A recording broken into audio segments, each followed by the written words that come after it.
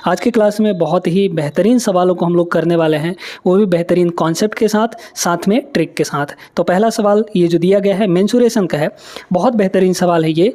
RPF constable 2025 के exam में पूछा गया था, जो कि अभी एग्ज़ाम जो मार्च में हुआ है उसका सवाल है। क्या दिया है? एक घनाभ यानी क्यूबॉइड है हमारे पास, लंबाई, चौड़ाई और गहराई यानी जिसको हम लोग हाइट बोलते हैं, उसका सम दिया है 8 सेंटीमीटर के बराबर। इसका विकर्ण यानी डायगोनल वो 5 सेंटीमीटर दिया गया है। इसका पृष्ठीय क्षेत्रफल हमको निकालना है, यानी कि टोटल सरफेस एरिया निकालना है। तो कैसे होगा, सुनते जाइएगा। फॉर्मूले याद होंगे तो आराम से बनेगा ये सवाल। घनाभ की लंबाई, चौड़ाई और ऊंचाई का मतलब गहराई भी यहाँ पर मान सकते हैं, है ना। गहराई और ऊंचाई एक ही चीज़ है। तो लेंथ प्लस ब्रेड्थ यानी कि चौड़ाई प्लस हाइट, ये तीनों का सम कितना दिया गया है? 8 सेंटीमीटर के बराबर। बात करते हैं इसके विकर्ण के बारे में। तो इसका जो विकर्ण होता है डायगोनल, वो होता है under root L square plus B square plus H square. L square plus B square और प्लस यहाँ पर एच स्क्वायर, ये होता है हमारा विकर्ण। और यही विकर्ण किसके बराबर दिया है? 5 के बराबर। ठीक है। इधर का स्क्वायर रूट हटा के उधर जाएगा तो स्क्वायर लग जाएगा, तो इधर हम लोग हटा देंगे इसको। ठीक है, इधर हटा देंगे इसको। जैसे ही हटाएंगे तो इधर क्या लग जाएगा? स्क्वायर लग जाएगा। मतलब L square plus B square plus H square की वैल्यू 5 का स्क्वायर हो गया, जो कि 25 के बराबर होता है। ठीक है, अब यहाँ तक तो ठीक है। हमें पूछा क्या है? हमें पूछा है टोटल सरफेस एरिया। तो घनाभ जो होता है क्यूबॉइड, उसका टोटल सरफेस एरिया का फॉर्मूला क्या होता है? उसके टोटल सरफेस एरिया का फॉर्मूला होता है दोस्तों 2 फिर bracket L B plus B H, है ना, प्लस बी एच और प्लस यहाँ पर एच एल। ये होता है हमारा टोटल सरफेस एरिया का फॉर्मूला। अब इसमें है क्या? इसमें एक तो फॉर्मूला लगेगा, फॉर्मूले से भी आप लोग लगा सकते हैं। कैसे? ए प्लस बी प्लस सी का होल स्क्वायर का फॉर्मूला आप सभी को पता होगा। ठीक है, A plus B plus C का होल स्क्वायर का फॉर्मूला क्या होता है? A square plus B square plus C square plus 2 bracket A B plus B C plus C, ये होता है। लेकिन आप थोड़ा सा यहाँ पर ये गौर करिए कि हमें ये वैल्यू पूछा है ना, ये वैल्यू पूछा गया है। आप इससे पहले देखिए कितने इक्वेशन हैं आपके पास और वेरिएबल कितने हैं। ये शॉर्ट तरीका बता रहे हैं, जैसे कभी कभी फॉर्मूला नहीं याद आता है तो कैसे किया जाएगा। तो यहाँ पर देखिए कि L B H 3 variable, L B H 3 variable, लेकिन इक्वेशन 2 ही हैं हमारे पास। L B H equal to 8 और L square plus B square plus H square equal to यहाँ पर 25 है।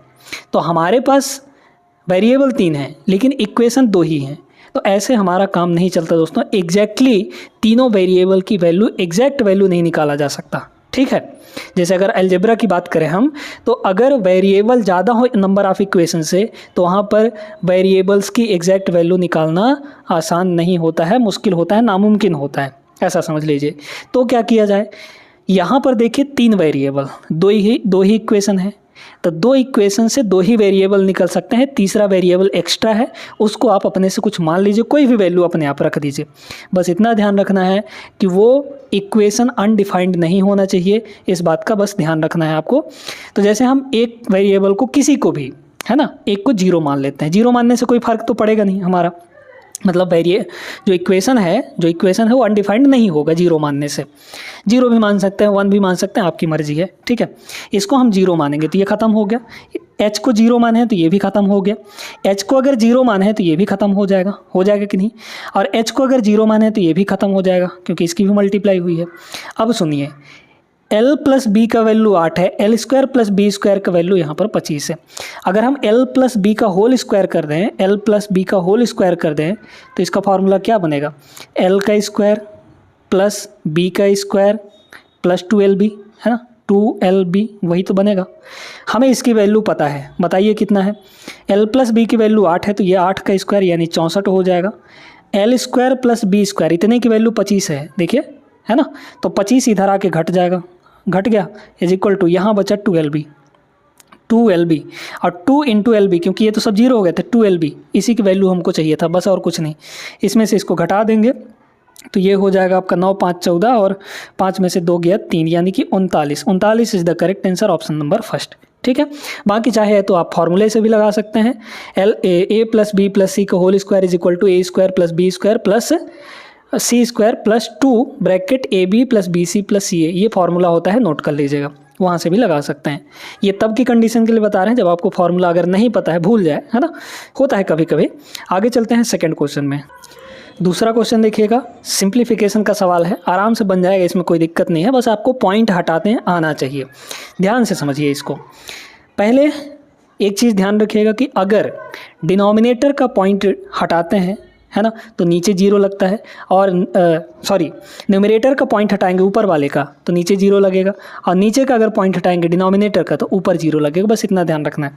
देखिए यहाँ पर अगर इसका जीरो हटाएंगे तो ये 259 होगा कि नहीं, ध्यान रखते जाइएगा, मल्टीप्लाई। इसका जीरो हटाएंगे तो 261 बचेगा यहाँ पर। फिर नीचे आ जाइए, सभी का पहले पॉइंट हटा लीजिए, फिर जीरो बाद में लगाते हैं।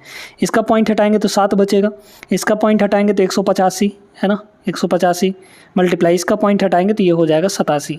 अब देखिए यहाँ पर ध्यान से, पॉइंट के बाद यहाँ 4 डिजिट है तो नीचे पहले 4 जीरो मल्टीप्लाई हुआ, ठीक है, ध्यान देते जाइएगा। फिर यहाँ पॉइंट के बाद 2 डिजिट है तो 2 ठो और जीरो चिपकाइए, ऊपर का काम तो हो गया। नीचे के जितने पॉइंट हटे हैं ऊपर मल्टीप्लाई करिए, तो 1 लिखिए, 1 यहाँ है, 1 यहाँ है और 4 यहाँ है, तो 1 2 और 4 6, टोटल यहाँ पर 6 जीरो ऊपर लग जाएगा, ठीक है। 2 2 4 1 5 1 6, इतना हो गया। अब काटा पीटी कर लीजिए, कोई दिक्कत नहीं होगा। 87 से अगर देखा जाए तो ये 3 बार में कटेगा दोस्तों। कैसे? 3 का मल्टीप्लाई करिए 87 में, 7 3 21, बचा 1 तो 2 बचेगा, है ना, 3 8 24 2 26, हो गया कि नहीं। 87 का 3 गुना है ये। आगे काटिए, 7 से ये वाला कट जाएगा, 7 से इसको काटिए, 7 3 21, बचा 4, 7 7 49, 37 हो गया। 37 से ये 5 बार में कटेगा। कैसे कटेगा देख लीजिए, आराम से कट जाएगा, 5 बार में कटवे करेगा ये, है ना। 37 से ये 5 बार में आपका कट गया।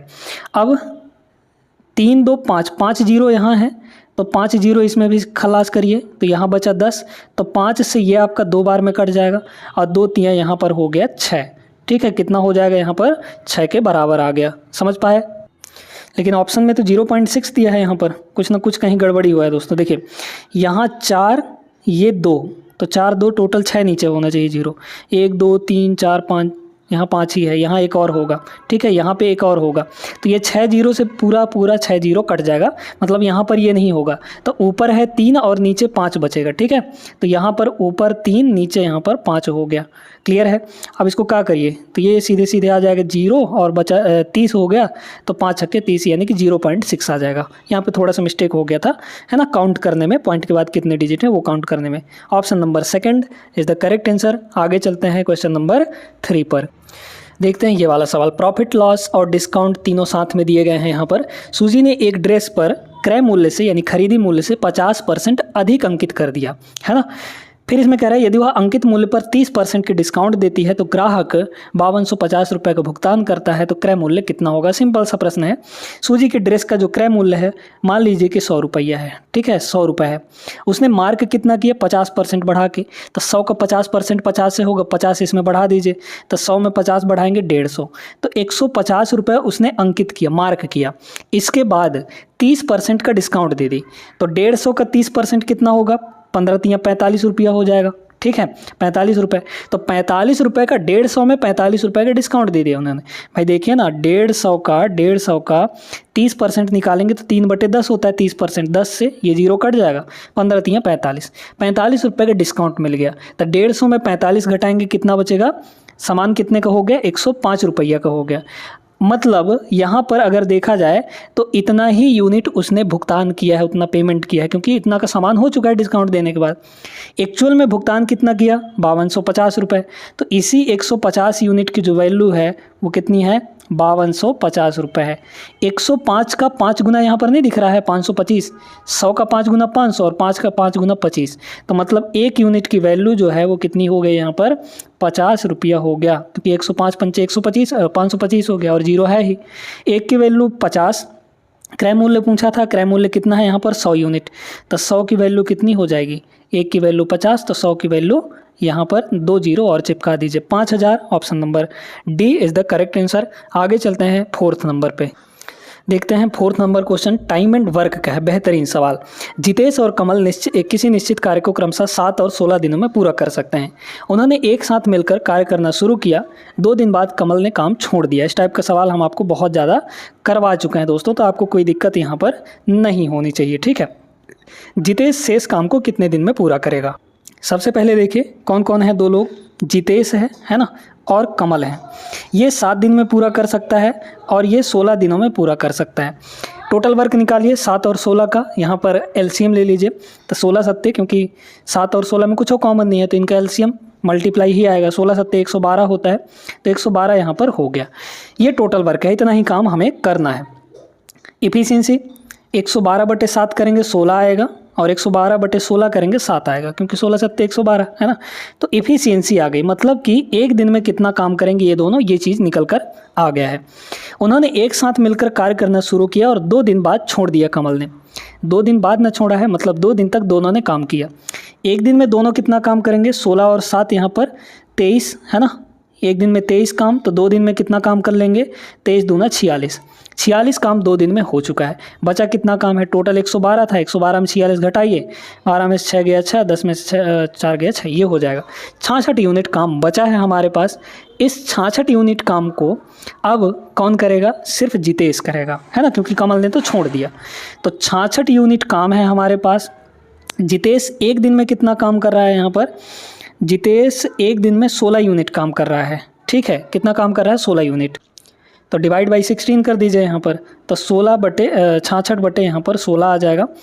अब इसको हम लोग थोड़ा सा यहाँ पर डिवाइड मल्टीप्लाई कर लें कुछ, तो फिर हमारा काम बने। यहाँ पर इसको 11 से काटिए दोस्तों, है ना। 11 से अगर काटेंगे तो 11 नहीं है, 11 से ये तो कट जाएगा ये, लेकिन ये नहीं कटेगा आपका, है ना।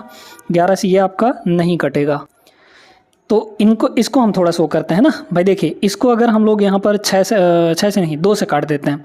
2 से काटेंगे तो ये 33 हो जाएगा। 2 से इसको काटेंगे तो ये हो जाएगा हमारा 8। अब इसमें 7 से मल्टीप्लाई कर दीजिए, ऊपर भी और नीचे भी।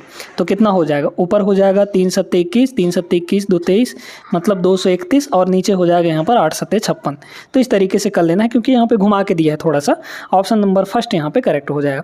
ऑप्शन पे मत जाइए, क्योंकि सभी ऑप्शन को फिर ऐसे काट काट के चेक करना पड़ेगा। इसको हम थोड़ा सा सिंप्लीफाई कर लेंगे। उम्मीद करते हैं समझ आ गया होगा। चलते हैं अगले प्रश्न पर। 5वां नंबर सवाल बहुत बेहतरीन सवाल है ये।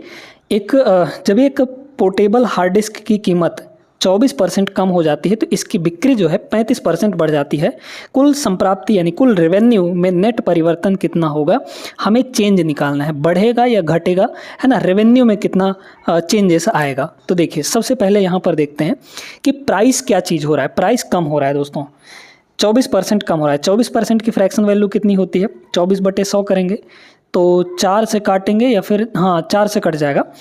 तो 4 छक्के 24 और 25 चौके 100, मतलब 6/25 हो गया। ठीक है, मतलब यहाँ पर कम हो रहा है तो 25 से 6 कम हो रहा है।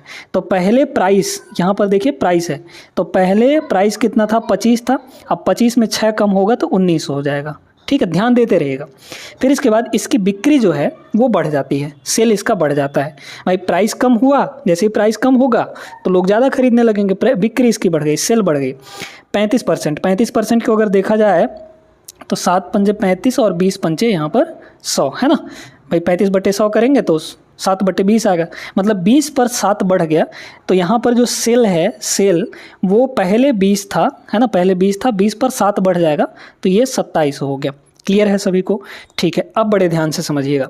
यहाँ पर अगर हम ये देखें कि जो हमारा रेवेन्यू होगा, जैसे पहले मान लीजिए कि पर यूनिट 25 रुपया प्राइस था हार्ड डिस्क की। एक हार्ड डिस्क की मान लीजिए 25 रुपये था और 20 हार्ड डिस्क बिकते थे।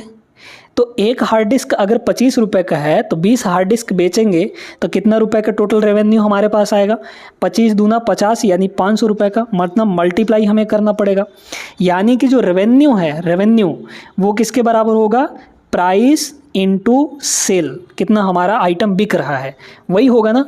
इधर भी देख लीजिए बाद में क्या चीज़ें हो रही हैं, 19 × 27 कर लेंगे हम लोग, है ना। तो कितना हो जाएगा, यहाँ पर मल्टीप्लाई कर लीजिए। 19 का 27 से 19 सत्ते कितना होता है, 133, है ना। तो यहाँ पर हो गया 3 बचा 13। फिर उसके बाद 19 दूना 38 में अगर हम लोग 13 जोड़ दें तो 38 में अगर हम लोग 13 तो पहले 12 जोड़िए तो 50 हो गया, 1 मतलब 500 यहाँ पर 13 के बराबर हो गया। तो पहले रेवेन्यू मिल रहा था 500 रुपया, बाद में रेवेन्यू मिलने लगा 513 रुपया, यानी कि रेवेन्यू इंक्रीज हुआ है। ठीक है, रेवेन्यू क्या हुआ है? इंक्रीज हुआ है। कितना इंक्रीज हुआ है यहाँ पर देखिए, 13 रुपया इंक्रीज हुआ है। किस पर? शुरू में कितना है हमारा यहाँ पर 500 है, तो 500 पर 13 रुपये इंक्रीज हुआ है। इसमें सीधे सीधे हमें क्या करना है, मल्टीप्लाई 100% कर देंगे तो ये परसेंटेज में चेंज हो जाएगा। 2 जीरो से 2 जीरो कटेगा, 13/5 तो 13 दूना 26 यानी 2.6 आ जाएगा। ठीक है, 2.6 जो है वो इंक्रीमेंट होगा क्योंकि बढ़ा है, साफ साफ दिख रहा है बढ़ा है। Option number second is the correct answer. आगे चलते हैं क्वेश्चन नंबर 6 पर। अब यहाँ पर ये जो सवाल है दोस्तों, इसमें देखा जाए तो एक स्पेशल टाइप का सवाल है। स्पेशल क्यों है? इसमें एक स्पेशलिटी ये है, सबसे पहले सवाल पढ़िए क्या दिया है। एक रियल इस्टेट एजेंट जो है 2 साइटों को, साइट मतलब जहाँ पे घर वगैरह बनता है, मकान वगैरह बनता है, उस साइट, उन साइटों को 48,000 रुपये प्रति साइट की दर पर बेचता है। यानी हमारे पास 2 साइट्स हैं, उनका दोनों का जो सेलिंग प्राइस है, सेलिंग प्राइस, इसका भी सेलिंग प्राइस, इस साइट का भी और इस साइट का भी सेलिंग प्राइस, दोनों का सेलिंग प्राइस इक्वल है। एक साइट पर उसे 35% का लाभ मिला, इस साइट पर 35% का प्रॉफिट मिला, 35% का यहाँ पर प्रॉफिट मिला, और दूसरी साइट पर उसे 35% का लॉस हुआ। यहाँ पर 35% का दोस्तों लॉस हो गया। ठीक है, 35% का क्या हो गया? लॉस हो गया। उसका लाभ या हानि परसेंट निकालिए। 2 चीज़ें इसमें बहुत स्पेशल हैं। पहला स्पेशल चीज़ तो ये है, दोनों का सेलिंग प्राइस बराबर है। अगर सेलिंग प्राइस बराबर हुए दोनों आइटम का और एक पे लाभ और दूसरे पे हानि, लेकिन जो लाभ और हानि का परसेंटेज है वो बराबर है। पहला क्या चीज़ नोटिस किया हमने कि सेलिंग प्राइस बराबर। दूसरा ये नोटिस किया कि एक जगह प्रॉफिट हो रहा है, एक जगह लॉस हो रहा है, लेकिन जो प्रॉफिट परसेंट है और लॉस परसेंट है वो दोनों बराबर है, 35% का लाभ और 35% की हानि। तो जब ये सिचुएशन बन जाए, सेलिंग प्राइस बराबर, प्रॉफिट लॉस परसेंट बराबर, एक जगह प्रॉफिट एक जगह लॉस, ऐसा अगर सिचुएशन बन जाए तो ऐसे केस में ओवरऑल हमेशा क्या होता है? लॉस हो जाता है। हमेशा क्या होता है? लॉस होता है। ये चीज़ को ध्यान रखिएगा। और लॉस होगा कितना? लॉस होगा सीधे सीधे x² डिवाइड बाई 100, इतने का लॉस हो जाता है। अब x क्या है? x में चाहे आप इसको ले लीजिए चाहे इसको ले लीजिए, क्योंकि दोनों तो बराबर है, 35%। तो x की वैल्यू ये हो जाएगी 35 का स्क्वायर, 35 का यहाँ पर स्क्वायर डिवाइड बाई 100 होगा। 35 का स्क्वायर कितना होगा? 5 का स्क्वायर यहाँ पर 25, क्योंकि यूनिट डिजिट 5 है। 3 के अगले नंबर से मल्टीप्लाई कर दीजिए, यानी कि 3 चौके 12 है ना, डिवाइड बाई 100 है तो 2 पॉइंट छोड़ के यहाँ पर लगा देंगे। 12.25% का लॉस होगा दोस्तों। हमेशा इस केस में लॉस ही होता है। और कितने का लॉस होगा? x² डिवाइड बाई 100 का। इसको नोट कर लीजिएगा, बहुत इंपॉर्टेंट कॉन्सेप्ट है, इस पर सवाल बनता ही बनता है ना। तो ऑप्शन नंबर ए यहाँ पर सही आंसर हो जाएगा। आगे चलते हैं, ये वीडियो लाइक ज़रूर कर दीजिएगा। क्वेश्चन नंबर 7 पे चलें। ये तो परसेंटेज का बड़ा सिंपल सा सवाल है, इसमें कुछ भी नहीं है। कह रहा है एक संख्या में 40% की वृद्धि करने पर 3710 प्राप्त होता है, वह संख्या कौन सी होगी? 40% का फ्रैक्शन वैल्यू होता है 2/5।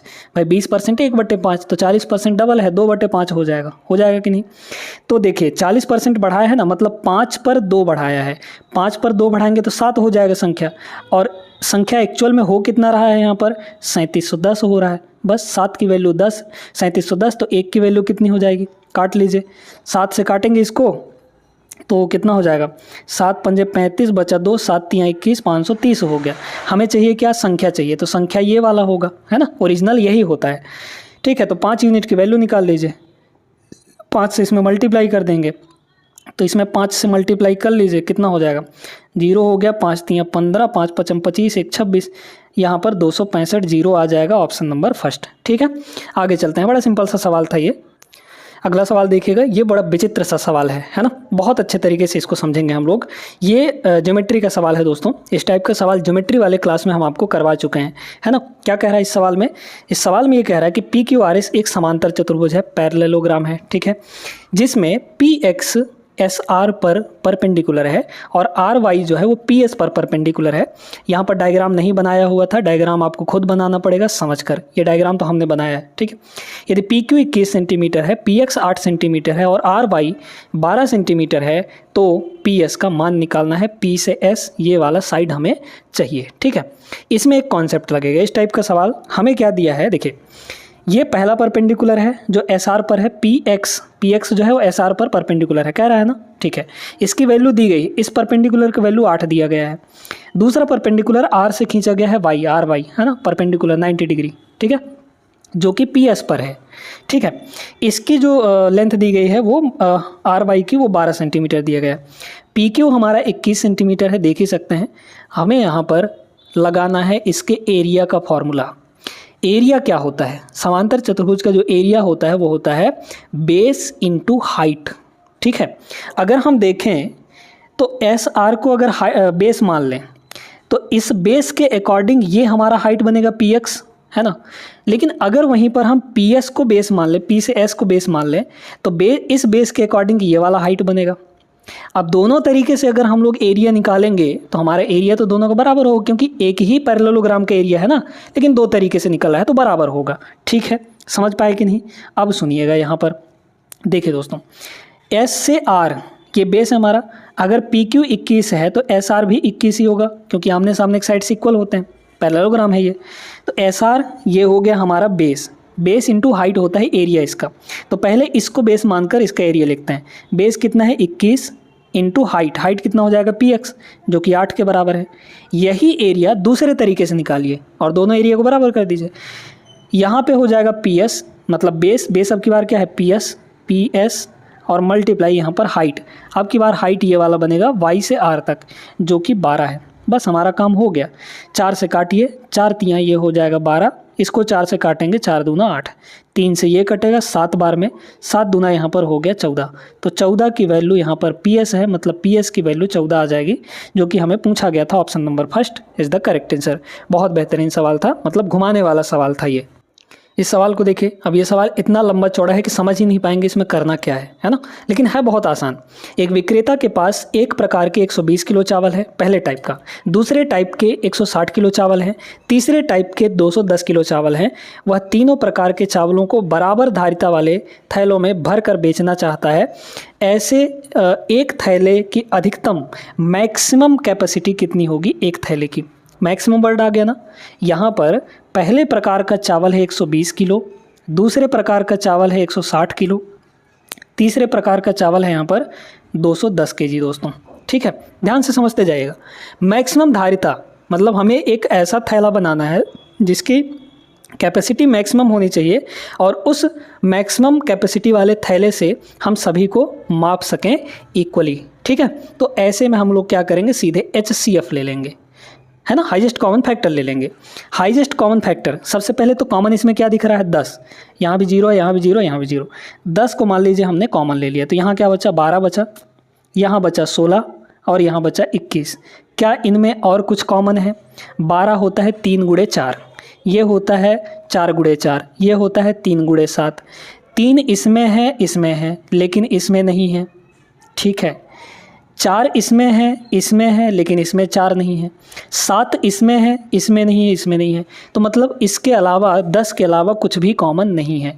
तो इनका जो HCF आएगा वो क्या आएगा? सीधे सीधे 10 ही आएगा, क्योंकि यही है कॉमन, सबसे बड़ा नंबर है ना। तो HCF यहाँ पर कितना आ गया? हाईएस्ट कॉमन फैक्टर 10 kg आ गया। यही 10 kg का अगर हम थैला बनाते हैं मैक्सिमम वैल्यू का, तो हम सभी को बराबर बराबर नाप सकते हैं, ठीक है। तो यहाँ पर option number 4 is the correct answer. आगे चलते हैं क्वेश्चन नंबर 10 पे।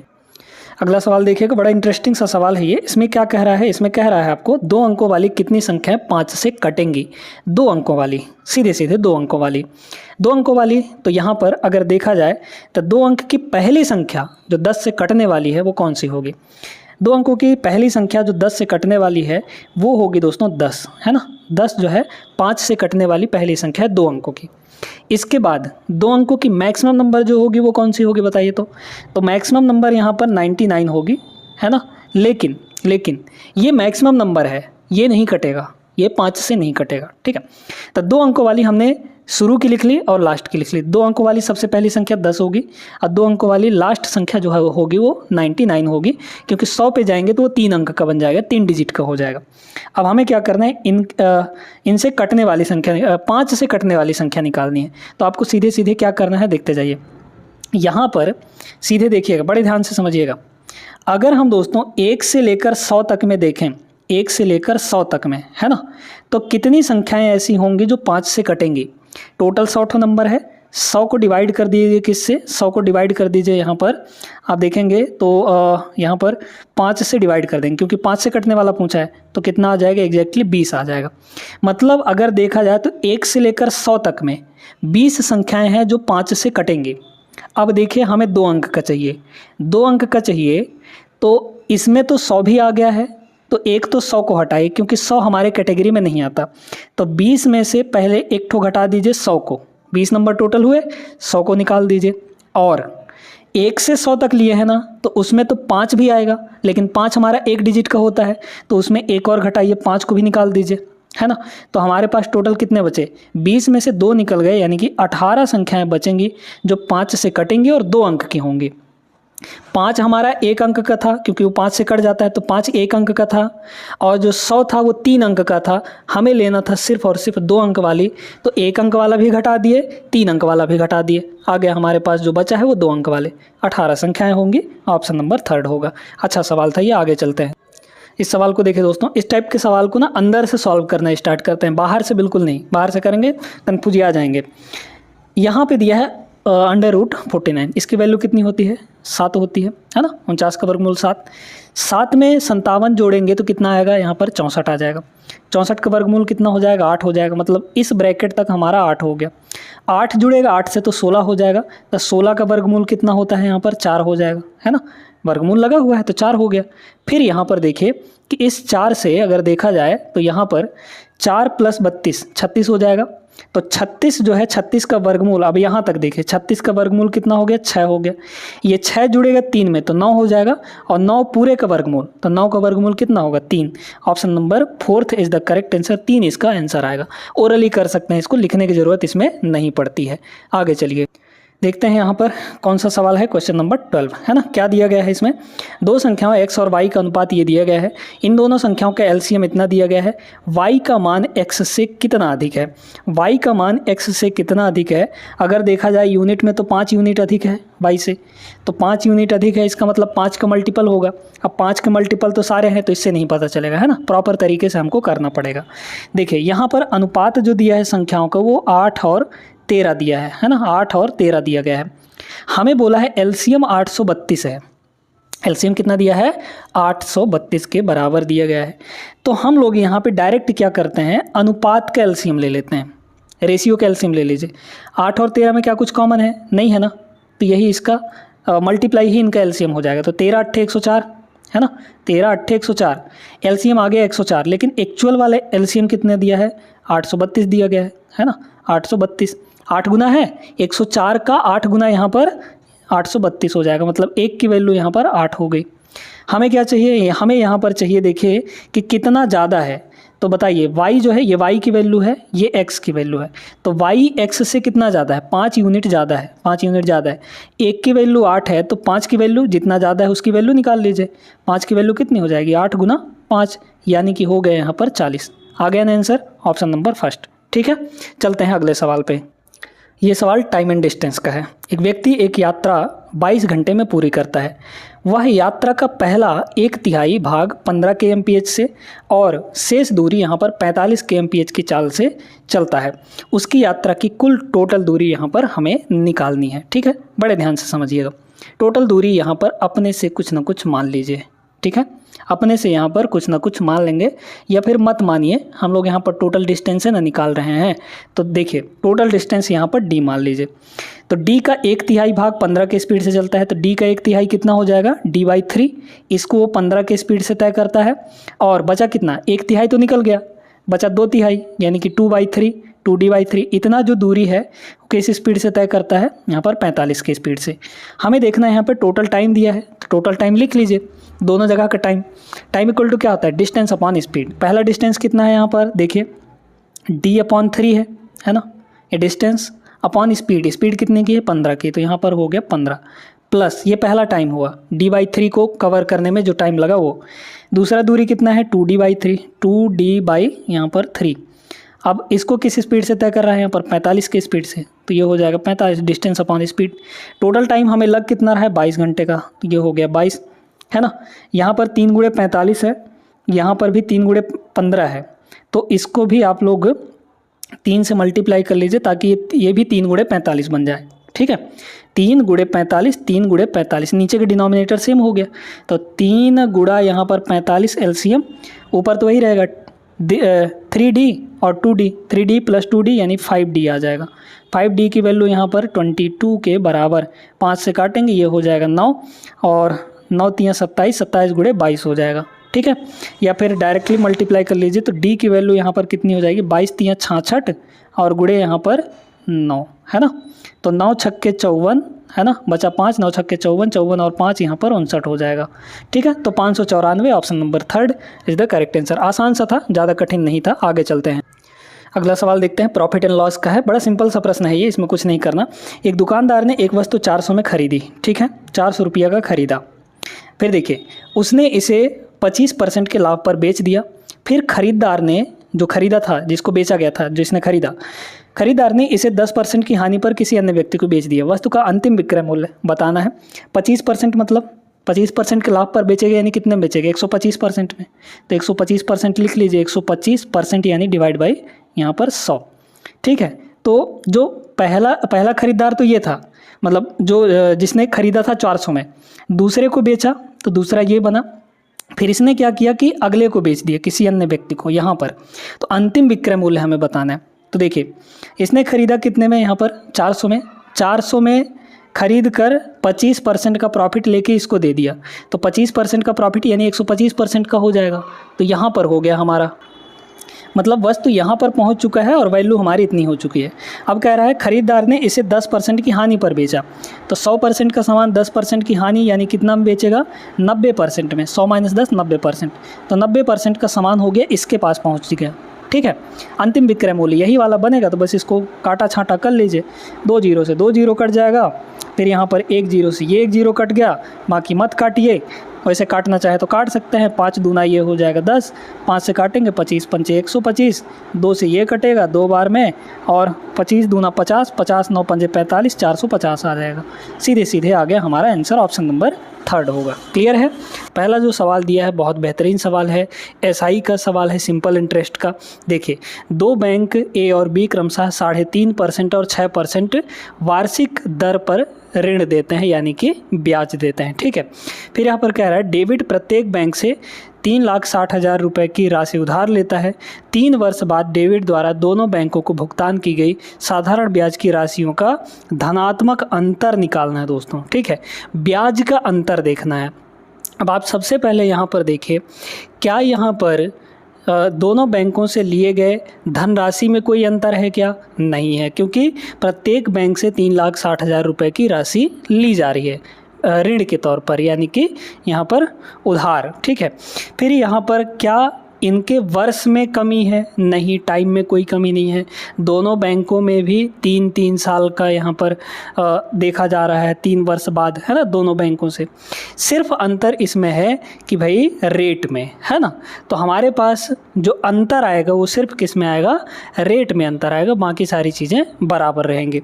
तो बस देख लीजिए यहाँ पर जो साधारण ब्याज में, सिंपल इंटरेस्ट में जो अंतर होगा वो कितना हो जाएगा? मूलधन कितने का है यहाँ पर? भाई PRT/100 होता है, आप सभी जानते हैं। P का मतलब मूलधन यानी प्रिंसिपल, कितना है? 3,60,000 के बराबर। ठीक है, 3-4 इंटू R रेट। अब रेट यहाँ पर एक का नहीं रखेंगे, दोनों का डिफरेंस रखेंगे, क्योंकि हमें अंतर बोला गया है। तो डिफरेंस ले लीजिए 6% और 3.5%। 6% में 3.5% घटाएंगे 2.5% आ जाएगा, यानी कि 2.5, और परसेंट का मतलब यहाँ पर 100। ठीक है। तो PR हो गया इंटू टी का मतलब टाइम यहाँ पर 3 साल का है, तो ये हो गया आपका टी, ठीक है। अब सीधे सीधे इसको सॉल्व करना है हमें। इसको सॉल्व करेंगे तो 2 जीरो से ये 2 जीरो कट गया, 1 पॉइंट हटाएंगे तो नीचे 10 आएगा और 10 से 1 जीरो ये भी कट जाएगा।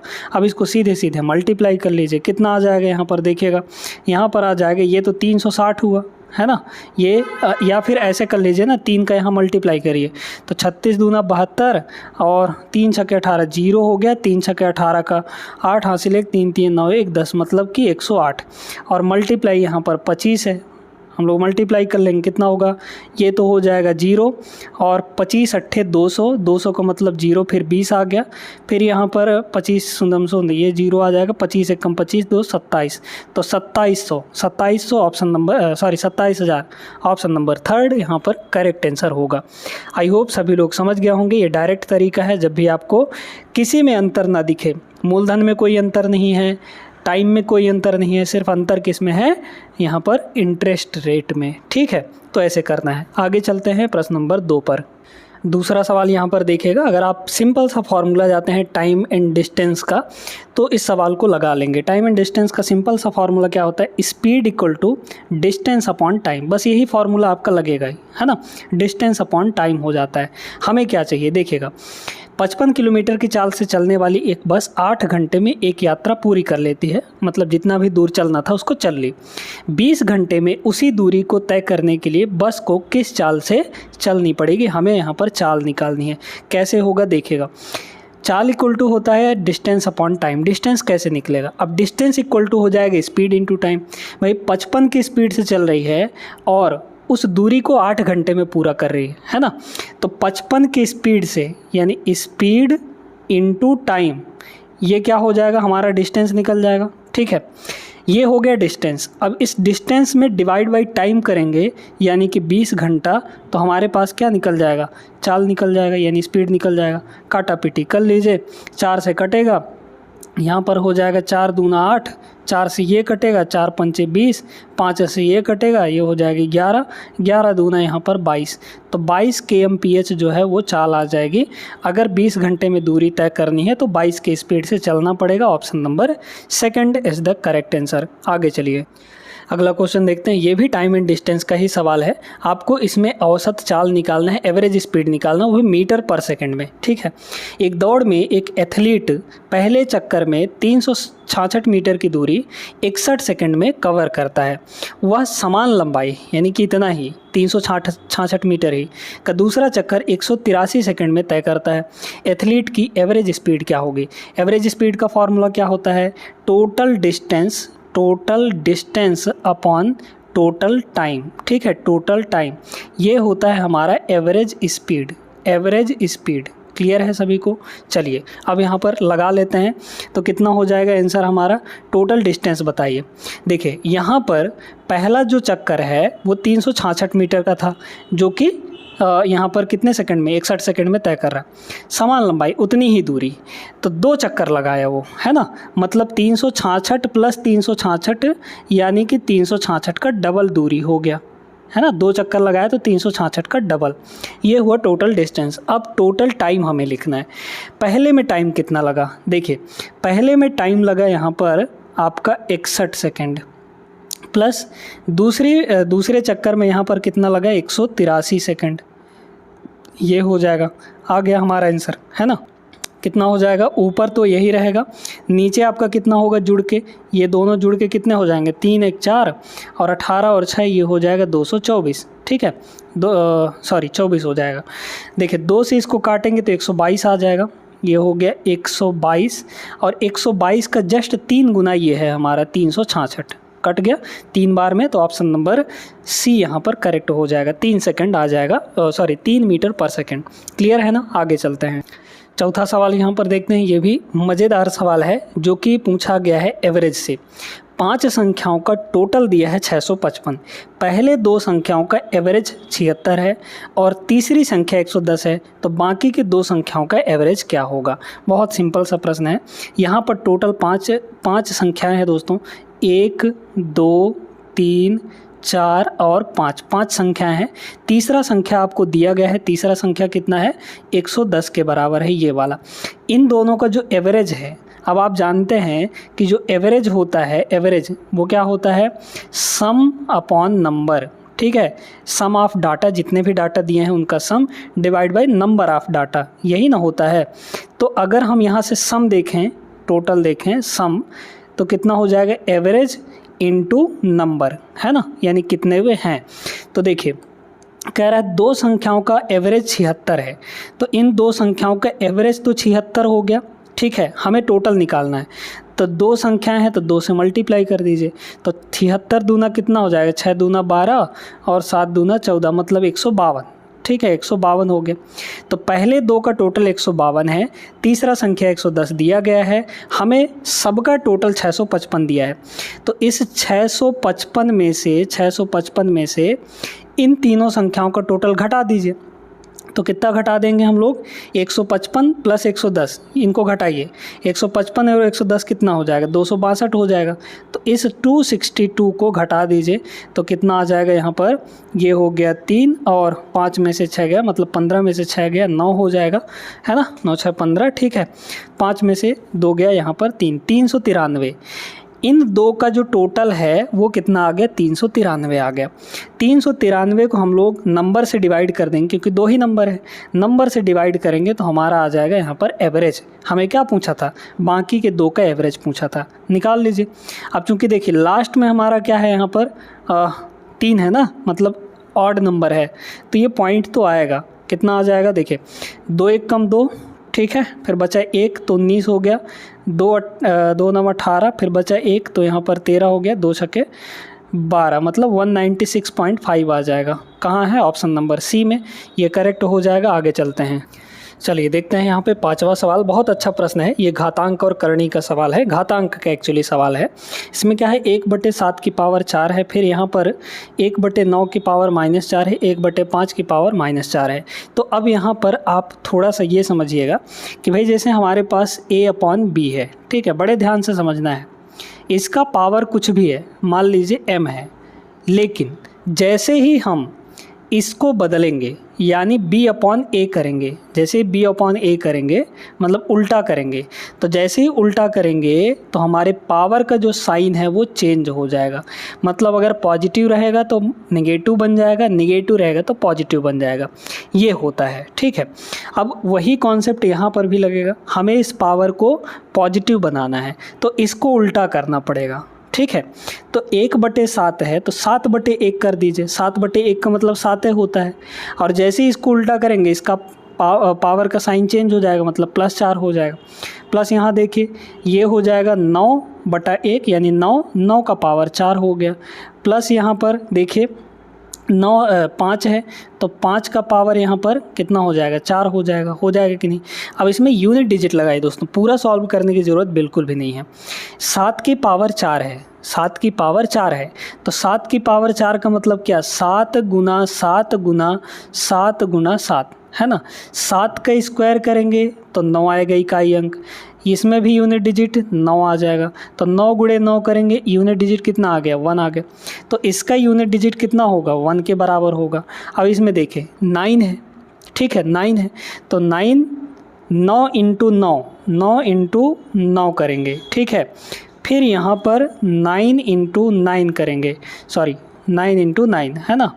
तो ये 9 तो 1 दे देगा, क्योंकि 9 9 81 यूनिट डिजिट 1, ये वाला 9 1 दे देगा, तो 1 इंटू 1 कितना हो जाएगा, 1 हो जाएगा, तो ये हो गया 1।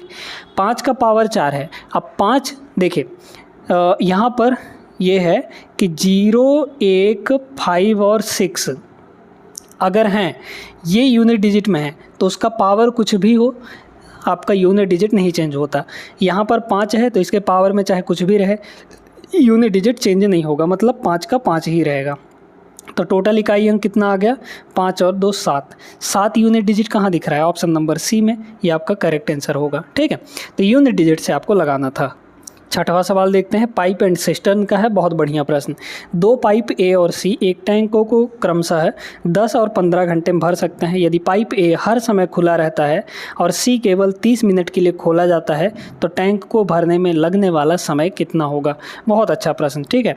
ए और सी है, यहाँ पर दो टैंक काम कर रहे हैं, ए और सी। ध्यान से सुनते जाइए। ए जो है 10 घंटे में भर सकता है और सी जो है 15 घंटे में भर सकता है। दोनों भरने का ही काम कर रहे हैं। इन दोनों का एलसीएम निकाल के हम लोग टोटल कैपेसिटी निकाल लेंगे टंकी की। 10 और 15 का एलसीएम कितना होगा, 30 के बराबर। ये 30 टोटल कैपेसिटी है, मतलब इतना ही पानी भरना है। अब कह रहा है ए जो है हर समय खुला रहता है और सी केवल 30 मिनट के लिए खोला जाता है। 30 मिनट का मतलब क्या हुआ कि ये सिर्फ और सिर्फ आधे घंटे के लिए खोला जाता है, ठीक है। तो देखिए, पहले तो शुरू के आधे घंटे में मान लीजिए कि सी खुलेगा, तो सी जब आधे घंटे के लिए खुलेगा तो दोनों काम कर रहे होंगे, क्योंकि ए तो खुला ही रहता है। ए को भी खोला गया, सी को भी खोला गया, लेकिन सी को केवल 30 मिनट के लिए खोला गया, यानी आधे घंटे के लिए। तो ये बताइए, यहाँ पर दोनों की एफिशिएंसी पहले निकालिए। 30/10 यानी 3 हो जाएगा, 30/15 यानी कि यहाँ पर 2 हो जाएगा। तो 1 घंटे में ए जो है 3 यूनिट काम करेगा, 3 यूनिट भरेगा। सी जो है 1 घंटे में 2 यूनिट भरेगा। इफ़िशियंसी का मतलब ये होता है कि 1 घंटे में कितना काम हो रहा है। तो 1 घंटे में दोनों कितना काम कर लेंगे, 5 यूनिट काम करेंगे।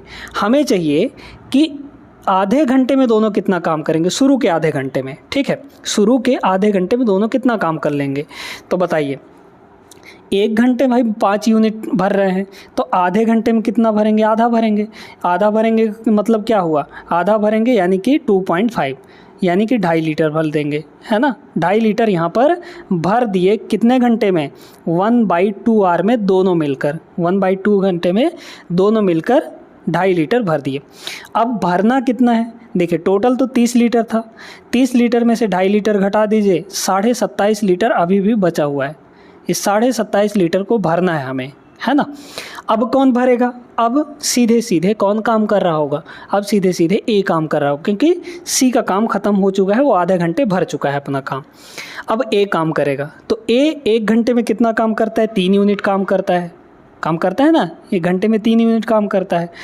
तो इतना टोटल काम करने के लिए कितना घंटा लग जाएगा, टाइम इक्वल टू होता है वर्क अपॉन इफ़िशियंसी। वर्क कितना करना है, इतना करना है।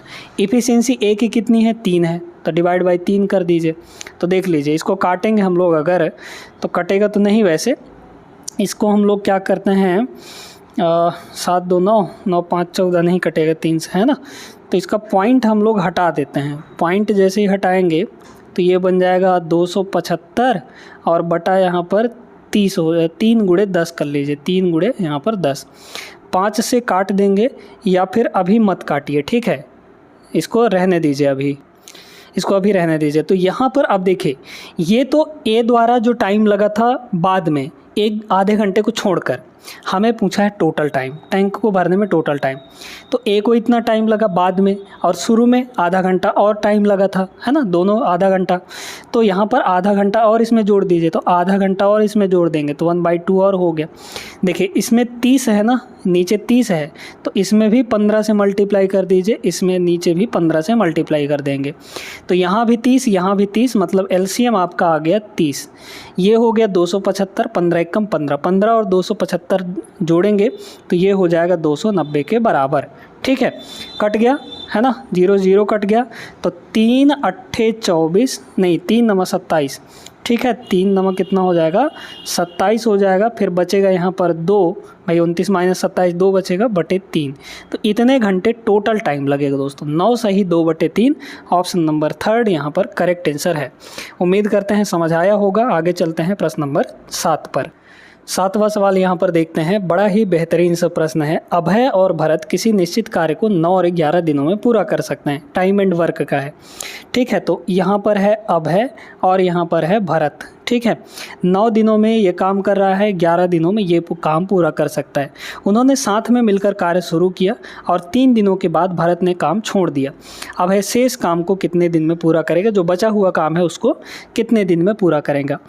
टोटल वर्क निकालना है। 9 और 11 कैल्शियम कितना आ गया, 99 के बराबर। हमें इतना टोटल काम करना है।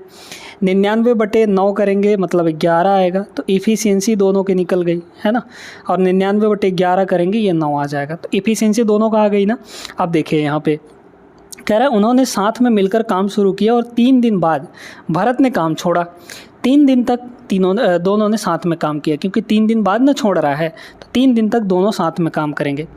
एक दिन में दोनों कितना काम कर रहे हैं, 9 और 11, 11 और 9 कितना हो जाएगा 20। तो एक दिन में दोनों 20 काम कर रहे हैं। दोनों मिलकर 3 दिन तक काम किए, यानी कि टोटल 60 काम हो चुका है 3 दिनों में। हमारे पास बचा कितना काम है बताइए, 99 काम था, इसमें से 60 काम हो चुका है, यानी कि 39 काम दोस्तों बचा हुआ है। इस 39 काम बचे हुए काम को अब कौन करेगा, क्योंकि भरत ने तो छोड़ दिया। भरत ने जब छोड़ दिया यहाँ पर, तो कौन काम कर रहा होगा, अभय काम कर रहा होगा। और अभय एक दिन में कितना काम करता है, 11 काम करता है। तो डिवाइड बाई यहाँ पर हम लोग 11 कर देंगे, बस आ गया हमारा आंसर। ठीक है, 11 कर देंगे तो ये टाइम आ जाएगा। Time equal to work upon efficiency, यही तो होता है। अब आप ऑप्शन देखेंगे तो नहीं दिया गया है ना। देखिए नीचे आपका 11 का कोई मल्टीपल कहीं दिख रहा है, इसमें दिख रहा है, इसमें दिख रहा है, काट लीजिए या फिर मल्टीप्लाई कर लीजिए। या फिर यहाँ पर देखिए अगर हम इसको 33 बना लें, क्योंकि 33 यहाँ है 33 यहाँ 3, तो इसमें भी 3 से मल्टीप्लाई करना पड़ेगा। ऊपर 3 से मल्टीप्लाई करिए, 3 9 27 का 7 हासिल, यहाँ पर 2 और 3 3 9 2 11, 117 बटे यहाँ पर 33 ये आ जाएगा। तो कभी कभी घुमा देता है थोड़ा सा।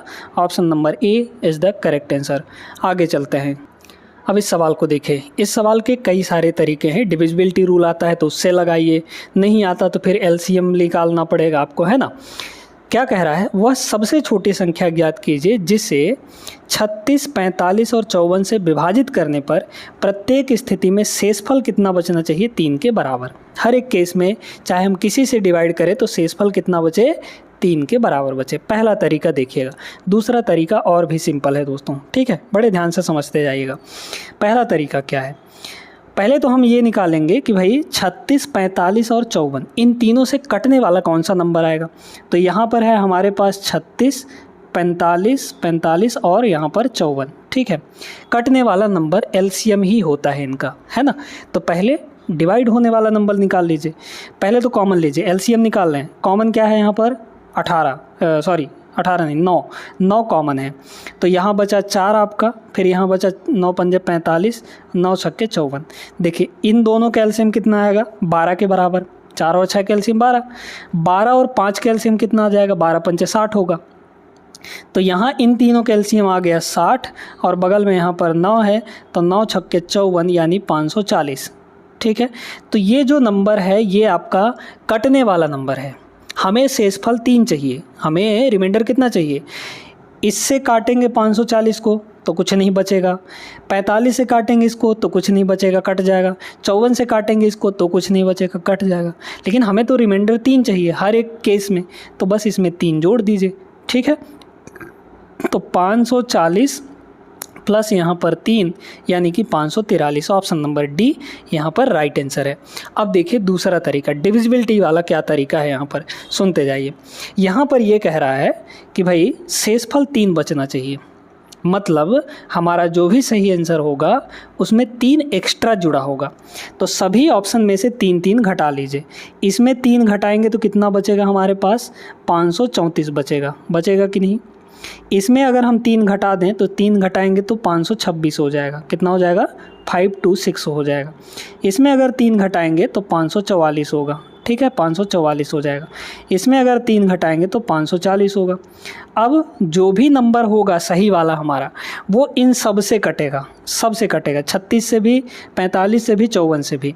अब आप ये बताइए कि यहाँ पर आप लगा लीजिए 9 का रूल। भाई 45 है, सबसे कटना चाहिए, तो 45 का मतलब क्या, 9 गुणे 5। जो संख्या 5 से भी कटेगी और 9 से भी कटेगी वही संख्या हमारी 45 से भी कटेगी। 5 से कटने वाला कौन नंबर है, क्या ये 5 से कटेगा, 5 से वही कटता है जिसके लास्ट में 0 या 5 हो।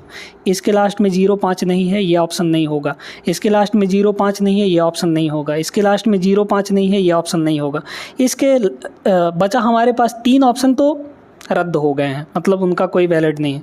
ये हमारे पास एक ही ऑप्शन बचा है, यही हमारा करेक्ट आंसर हो जाएगा, ऑप्शन नंबर 4। समझ में आया सभी को? तो दोनों तरीका हम आपको बता दिए हैं। आगे चलते हैं प्रश्न नंबर 9 पर। बड़ा सिंपल सा प्रश्न है ये। कह रहा है इसमें 55,000 था एक टीवी का मूल्य पिछले साल, इस साल यह मूल्य 42,500 है, मूल्य में प्रतिशत कमी कितनी होगी? ठीक है, देखिए पिछले साल कितना था यहाँ पर 55,000 के बराबर, ठीक है, तो 55,000 लिख लीजिए। अभी कितना हो गया है? 42,500 हो गया है, 42,500 हो गया। इन दोनों का ले लीजिए यहाँ पर रेशियो, सीधे सीधे काटेंगे हम लोग 2 जीरो से, ये 2 जीरो कट गया, 4 5 9 9 में से नहीं है, 11 से नहीं कटेगा, 5 से काट दीजिए। 5 से अगर हम इसका काटेंगे तो 110 हो जाएगा ये, और 5 से अगर हम इसको काट दें तो 5 अट्ठे 40, बचा 2, 5 पचम 25, ये हो गया।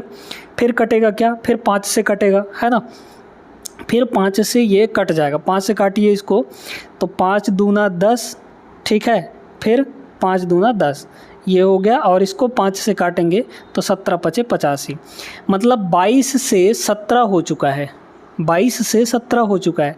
यानी कितने की कमी आई है? 5 की कमी आई है। किस पर? 22 पर दोस्तों, है ना, 5 की कमी 22 पर आई है।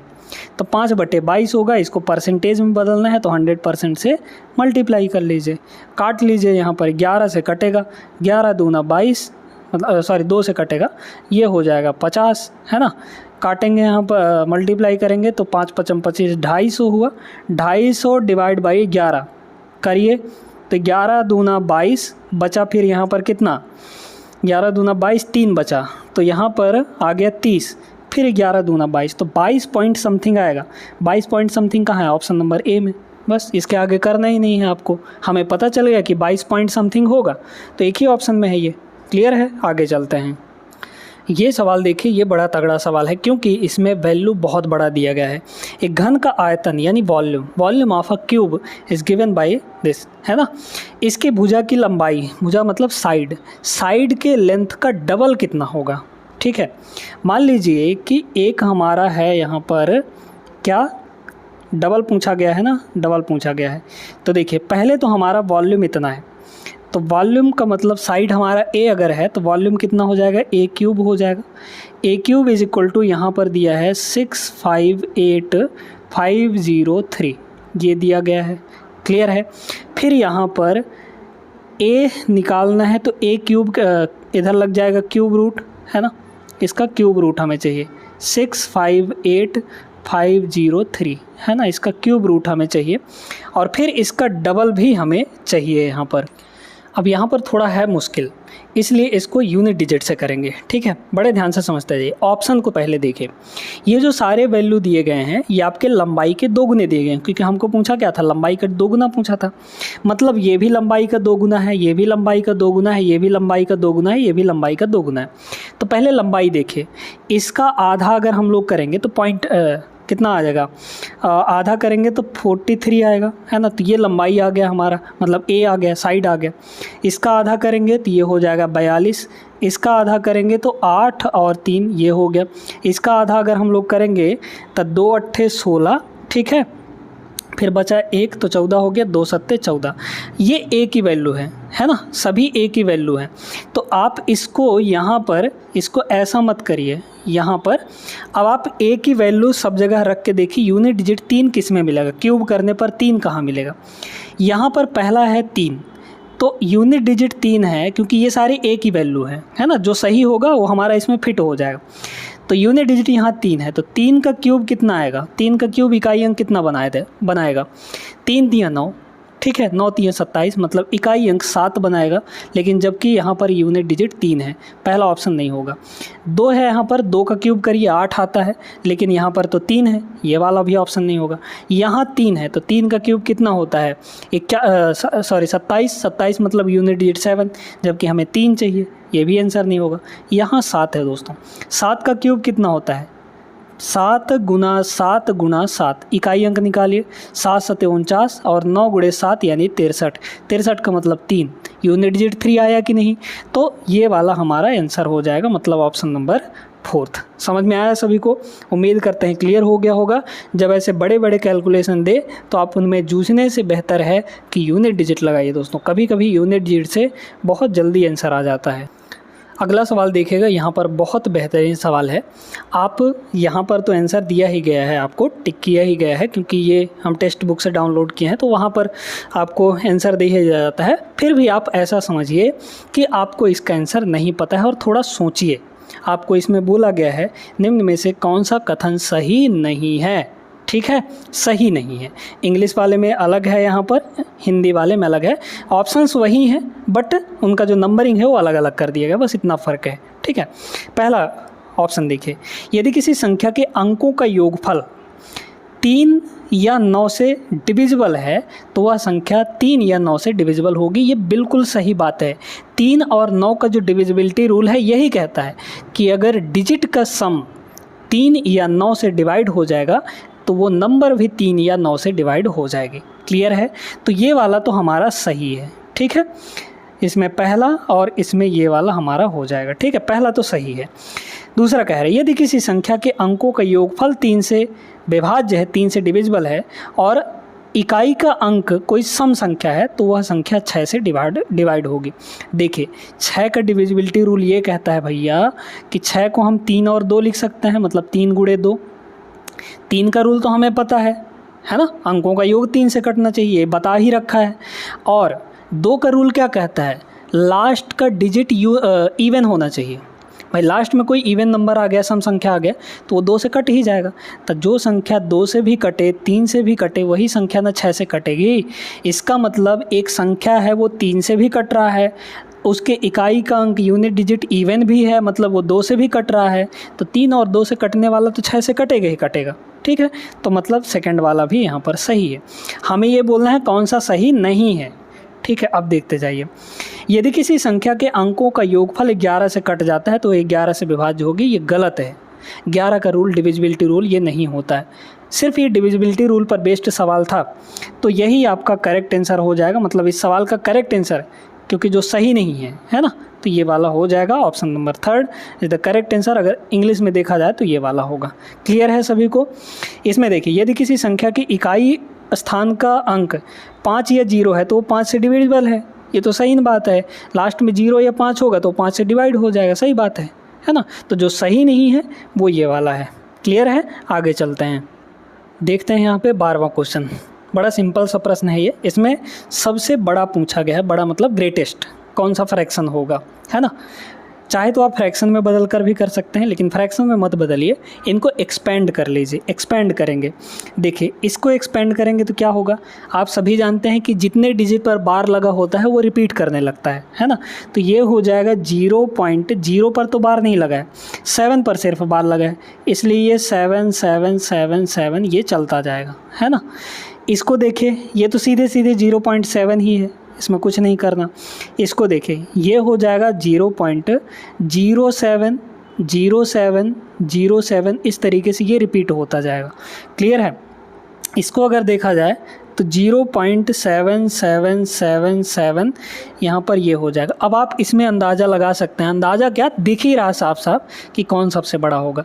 देखिए पहले वाले में अगर देखा जाए तो 0 पॉइंट के जस्ट पहले ही 0 है यहाँ पर, तो ये तो बड़ा नहीं हो सकता कभी भी, क्योंकि यहाँ पर 0 के बाद 7 भी है, पॉइंट के बाद जस्ट 7 भी है, यहाँ पर है और यहाँ पर है।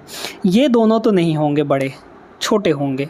अब इनमें डिसाइड करना है कौन सा बड़ा होगा। इसमें सिर्फ 0.7 है, इसके बाद कुछ भी नहीं है। इसके बाद लगाएंगे भी तो 0 लगाएंगे, लेकिन इसमें बाद 7 के बाद फिर 7 7 7 आते जा रहा है। इसका मतलब ये ग्रेटर है दोस्तों, बड़ा है। ये वाला करेक्ट आंसर नहीं होगा। Option number D is the correct answer. Expand करके आप लोग चेक कर सकते हैं। आगे चलिएगा क्वेश्चन नंबर 13 पर। देखिएगा अगला क्वेश्चन, दो संख्याओं का अंतर उनके योगफल का 1/5 है और उनका योगफल 45 के बराबर है। ठीक है, उनका लसपा यानी एलसीएम हमें निकालना है।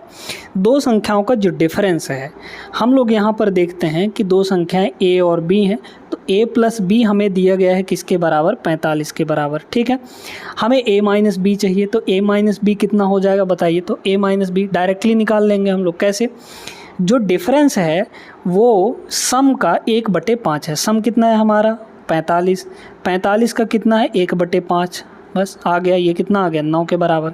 हमें क्या चाहिए, उनका एलसीएम चाहिए। तो पहले दोनों संख्याओं को निकालिए। a प्लस बी दिया है, a माइनस बी दिया है, तो a plus B a minus B अगर दिया रहता है तो a दोनों जगह पॉजिटिव है, तो पॉजिटिव वाले की वैल्यू निकालने के लिए क्या करते हैं, इसको और इसको जोड़िए। 45 और 9 54 हो जाएगा, 54 का आधा कर देंगे, 54 का आधा यानी 27, तो 27 आ गया पहला संख्या। दूसरा हमारा क्या हो जाएगा, दूसरा यहाँ पर b है ना। तो b के लिए क्या करते हैं, इन दोनों को घटाकर हम लोग क्या कर देते हैं 2 से डिवाइड कर देते हैं, क्योंकि b हमारा निगेटिव है, जहाँ पे निगेटिव रहता है वहाँ पे घटा के और 2 से डिवाइड किया जाता है। 45 में 9 घटाएंगे 36 आएगा, 36 का आधा कितना हो जाएगा, 36 का यहाँ पर आधा यानी 18 हो जाएगा। दोनों संख्याएं मिल गई हैं, हमें इनका चाहिए एलसीएम। 27 और 18 में पहले तो देखिए क्या कॉमन है, 9 कॉमन है, यहाँ बचा 3 और यहाँ 18 में बचा आपका 2। इन दोनों में कुछ कॉमन नहीं है, तो इनका मल्टीप्लाई ही एलसीएम बनेगा, यानी 6 हो गया, और 9 इधर है मतलब 54। ठीक है, तो एलसीएम हमारा कितना आएगा 54। Option number second is the correct answer. चलते हैं अगले सवाल पर।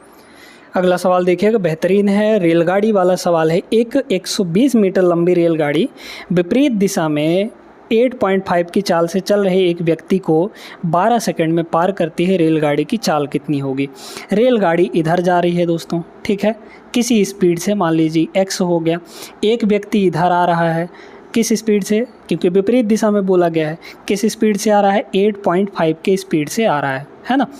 इस व्यक्ति को पार करने में कितना समय लगाती है, 12 सेकंड का समय यहाँ पर लगाती है। बड़े ध्यान से समझिएगा, रिलेटिव स्पीड का फॉर्मूला यहाँ पर लगेगा और कुछ नहीं। ठीक है, देखिए, अगर ट्रेन किसी व्यक्ति को, किसी बिंदु को और किसी खंभे को पार करती है तो अपनी लंबाई के बराबर ही दूरी तय करती है, यानी जितना उसका लंबाई होगा रेलगाड़ी का उतना ही डिस्टेंस कवर करेगी पार करने में।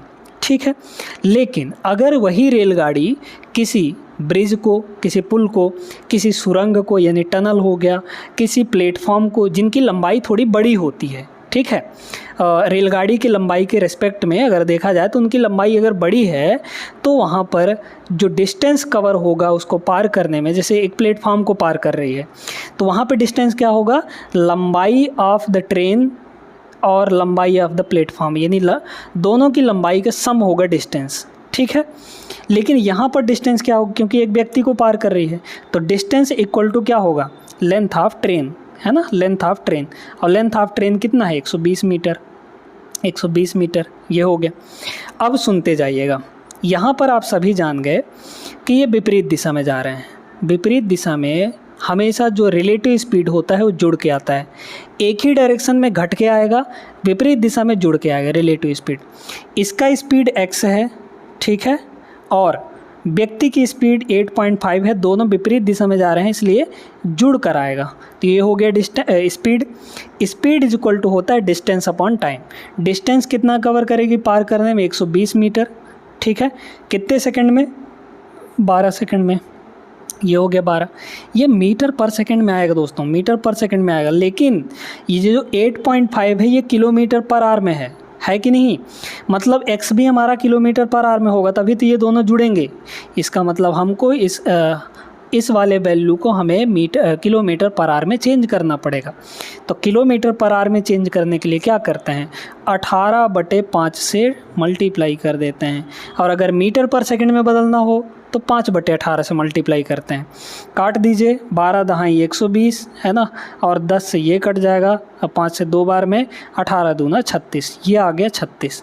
तो मतलब यहाँ है x इज इक्वल टू हो जाएगा 36 माइनस 8.5। ठीक है, 36 में अगर 18 घटाएंगे तो 28 बचेगा, 28 में 0.5 और घटा देंगे तो हमें 27.5 मिल जाएगा। ऑप्शन नंबर 4 होगा। समझ में आया ना सभी को, क्लियर है। आइए पहला सवाल यहाँ पर देखते हैं हम लोग, जो कि प्रॉफिट एंड लॉस से है। बहुत बढ़िया सवाल है ये। अब इसको करना कैसे है, बहुत लोग इस सवाल में फंस जाते हैं। सीमा ने एक निश्चित मूल्य पर एक मोबाइल और लैपटॉप खरीदा। उसने मोबाइल को 10% के प्रॉफिट पर और लैपटॉप को 25% के प्रॉफिट पर बेच दिया। ठीक है। उसने पाया कि मोबाइल का क्रय मूल्य लैपटॉप के विक्रय मूल्य के बराबर है। मोबाइल का जो सीपी था वो लैपटॉप के एसपी के बराबर है। उसका लाभ परसेंटेज कितना होगा? बहुत अच्छा प्रश्न है। यहाँ पर एक चीज़ दिया गया है, कंडीशन दिया गया है कि जो मोबाइल का सीपी था वो लैपटॉप के एसपी के बराबर है दोस्तों। तो सबसे पहले हम लोग यहाँ पर दोनों का सीपी और एसपी लिखते हैं, ठीक है। मोबाइल का प्रॉफिट कितना है? मोबाइल का प्रॉफिट है 10%। 10% की फ्रैक्शन वैल्यू कितनी होती है?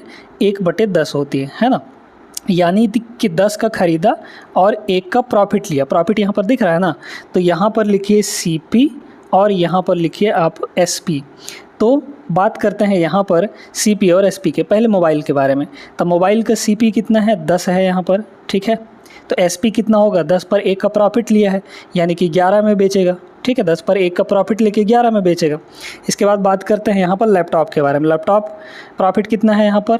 25%। 25% की फ्रैक्शन वैल्यू होती है 1/4, यानी 4 पर 1 का प्रॉफिट लेगा वो। तो लैपटॉप का सीपी कितना हो गया यहाँ पर? 4 हो गया। और एसपी कितना हो जाएगा यहाँ पर देख लीजिए, ये हो जाएगा 4 पर 1 की प्रॉफिट, यानी कि 5 में इसको बेचेगा।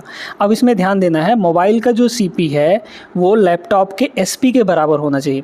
मोबाइल, ये आपका मोबाइल का है ना, और ये आपका लैपटॉप का है। तो मोबाइल का सीपी कितना है? 10 यूनिट है, और लैपटॉप का एसपी कितना है? 5 यूनिट है। तो हम यहाँ पे क्या करते हैं, यहाँ पर इसको भी 10 बना लेते हैं, है ना, क्योंकि ये 10 है तो इसको भी 10 बना लेंगे। 10 बनाने के लिए 2 से मल्टीप्लाई करना पड़ेगा कि नहीं? जब यहाँ 2 से मल्टीप्लाई किए हैं तो यहाँ भी 2 से मल्टीप्लाई करना ज़रूरी है, क्योंकि ये रेशियो निकल कर आया है दोस्तों। ये क्या निकल कर आया है? रेशियो। तो ये कितना बन गया हमारा? 8 बन गया, और ये बन जाएगा हमारा 10। अब देख लीजिए, हमें पूछा गया था उसका प्रॉफिट कितना होगा। तो प्रॉफिट क्या होता है? कॉस्ट प्राइस और सेलिंग प्राइस के बीच का रिलेशन होता है। तो टोटल जो कॉस्ट प्राइस बना, कितना बना दोनों का, मोबाइल और लैपटॉप का? यहाँ 10 है, यहाँ 8 है, तो 10 और 8 कितना हो जाएगा यहाँ पर? 18 हो जाएगा कॉस्ट प्राइस, यानी कि दोनों को टोटल 18 यूनिट में ख़रीदा। बेचा कितने में? 11 और 10, यानी कि 21 यूनिट में यहाँ पर ख़रीदा है, बेचा है। तो देख सकते हैं 18 में ख़रीदा, 21 में बेचा, यानी कितने की प्रॉफिट हो गई? 3 की प्रॉफिट हो गई। किस पर? 18 पर। तो यहाँ पर हो जाएगा आपका 18, है ना। तो ये आ गया सीधे सीधे 1/6, और 1/6 जो होता है वो 16 सही 2/3% के बराबर होता है। वैसे भी अगर परसेंट में चेंज करना है तो 100% से आप मल्टीप्लाई कर लीजिए। तो ये हो जाएगा 50/3, है ना भाई। 50 दूना 100, 2 तियाँ 6, तो 50/3, और इसको डिवाइड करेंगे तो 16 तियाँ 48, बचा 2 यहाँ पर, तो 16 सही 2/3% is the correct answer. Option number B यहाँ पर राइट हो जाएगा। उम्मीद करते हैं समझ आ गया होगा। चलते हैं अगले प्रश्न पर। बहुत बेहतरीन सवाल था दोस्तों। आपको कॉन्सेप्ट अगर पता है, तरीका पता है सवालों को लगाने का, तो आप सवालों में कहीं भी नहीं फंसने वाले हैं। उस सवाल को आराम से कर लेंगे, ठीक है ना। चलते हैं, तो वही आपको सीखना है, वही आपके अंदर डेवलप करना है, कॉन्सेप्ट डेवलप करना है, तरीका डेवलप करना है, और जितना फास्ट हो सके उतना फास्ट करना है। देखिए यहाँ पर अगला सवाल, दूसरा सवाल, ये समानुपात वाला सवाल है। आप सभी को पता है इसको कैसे लगाना है। इसका एक सेपरेट क्लास हम करवा भी चुके हैं। आप रेशियो एंड प्रोपोर्शन वाले प्लेलिस्ट में जाएंगे तो आपको मिल जाएगा, ठीक है। चलिए तो देखते हैं यहाँ पे 19, 57, 81 और y समानुपात में है, तो y का मान कितना होगा। सारे के सारे यहाँ पर समानुपात में है, तो समानुपात कैसे बनता है? 19, ठीक है, फिर यहाँ पर 57, 57, 81, 81 और y, ये समानुपात में है। तो समानुपात कैसे बनता है? 2 के बीच में रेशियो रहता है, और इन 2 के बीच में प्रोपोर्शन यानी समानुपात, और यहाँ पर फिर से आपका रेशियो हो जाता है। इसको सॉल्व कैसे करते हैं? या तो डायरेक्टली आप देख लीजिए कि 19 का कितना गुना है, ये 3 गुना है, 19 तियाँ 57, तो इधर भी इसका भी 3 गुना यहाँ पर हो जाएगा। भाई ये 3 यूनिट है, 3 गुना है ना, तो यहाँ पर भी 3 टाइम्स हो जाएगा। तो 81 का 3 गुना कितना आ जाएगा यहाँ पर? 8 तियाँ 24, यानी कि 243। 243 इसका डायरेक्टली आंसर आ जाएगा, ऑप्शन नंबर बी। और अगर सॉल्व करना है तो कैसे करेंगे? देखिए यहाँ पर आप सभी जानते हैं कि बाहर की मल्टीप्लाई अंदर की मल्टीप्लाई के बराबर होता है। इस कॉन्सेप्ट को ध्यान रखना है। 19 और y का मल्टीप्लाई 19 इंटू वाई, ये किसके बराबर होगा? यहाँ पर इन दोनों के मल्टीप्लाई के बराबर हो जाएगा, है ना। यानी कि 57 और मल्टीप्लाई यहाँ पर 81। तो सीधे सीधे देखिए 19 से ये 3 बार में कट जाएगा और 3 गुणे 81 करेंगे तो हमारा y का वैल्यू आ जाएगा, y का वैल्यू 243 होगा, है ना। तो यहाँ से भी निकाल सकते हैं आप लोग। समझ में आ गया होगा तो चलिए अगले प्रश्न पर, नहीं तो एक बार वीडियो पीछे करके फिर से देख लीजिए इस सवाल को। देखते हैं दोस्तों यहाँ पर तीसरा सवाल, ठीक है, बहुत बेहतरीन सवाल है ये। क्या कह रहा है इस सवाल में, एक व्यक्ति 17 kmph की चाल से साइकिल चलाकर एक पुल को 42 मिनट में पार करता है, पुल की लंबाई कितनी होगी। बहुत सिंपल सा प्रश्न है ना। तो यहाँ पर पुल है, ये है हमारा पुल। अब इस पुल को पार करने में वो कितना डिस्टेंस कवर करेगा, जितना बड़ा पुल होगा, है ना भाई, साइकिल चला कर जा रहा है तो जितना लंबा पुल होगा उतना ही दूरी तय करेगा वो, क्योंकि इसको पार करना है। तो d इक्वल टू कितना हो जाएगा, यहाँ पर डिस्टेंस जो होगा वो पुल की लंबाई के बराबर होगा, यानी कि लेंथ ऑफ ब्रिज, ठीक है। तो डिस्टेंस हमारा लेंथ ऑफ ब्रिज के बराबर होगा। अब यहाँ पे करते हैं, तो डिस्टेंस इक्वल टू क्या होता है, डिस्टेंस यानी लेंथ ऑफ पुल यानी ब्रिज इज इक्वल टू, ये हो जाएगा distance equal to speed into time होता है। स्पीड कितना है, 17 का स्पीड है बेचारे का, यहाँ पर 17 kmph मल्टीप्लाई यहाँ पर टाइम। अब अगर आप इतना कर दिए तो गलत हो जाएगा। क्यों गलत हो जाएगा, थोड़ा समझिएगा। यूनिट्स का भी ध्यान रखना पड़ता है, सारी चीज़ें एक ही तरह की यूनिट में होनी चाहिए। स्पीड जो है किलोमीटर पर आवर में है, यानी कि घंटे में है यहाँ पर, लेकिन जो टाइम दिया गया है वो 42 मिनट में दिया गया है। या तो इसको भी घंटे में बदल लीजिए या फिर इस वाले को भी मिनट में बदल लीजिए, है ना। इसलिए हम इसको क्या करते हैं, घंटे में बदल लेते हैं। घंटे में बदलने के लिए क्या करना पड़ेगा, यहाँ पर डायरेक्टली हम लोग यहाँ पर मिनट को घंटे में बदलने के लिए 60 से मल्टीप्लाई कर देते हैं, 60 से डिवाइड कर देते हैं, बदल गया हमारा। ये काट लेंगे, काट पूछ के इकट्ठा कर लेंगे। तो यहाँ पर अगर देखा जाए तो 14 तियाँ 42, तो 14 से कट जाएगा, है ना, और ये हो जाएगा हमारा 20 तियाँ 60। तो ऊपर और कटेगा, मतलब 7, है ना, 7 दूना 14 और ये हो जाएगा 10। तो 17 सत्ते कितना हो जाएगा, 119 बटा 10 करेंगे तो 11.9 आ जाएगा। 11.9 kilometre is the correct answer, option number D होगा, ठीक है। चलिए आगे चलते हैं। पाइप एंड सिस्टम का एकदम ज़बरदस्त सवाल है ये। एक पाइप जल की टंकी को एक दूसरे पाइप की तुलना में 3 गुना तेज़ी से भर सकता है, ठीक है। यदि दोनों पाइप मिलकर खाली टंकी को 37 मिनट में भर सकते हैं तो धीमे जल प्रवाह वाला पाइप अकेले टंकी को कितने समय में भर देगा। बहुत बढ़िया प्रश्न है, ध्यान से समझिएगा। यहाँ पर कह रहा है कि हमारे पास 2 पाइपें हैं, एक को मान लीजिए ए और दूसरे को मान लीजिए यहाँ पर बी।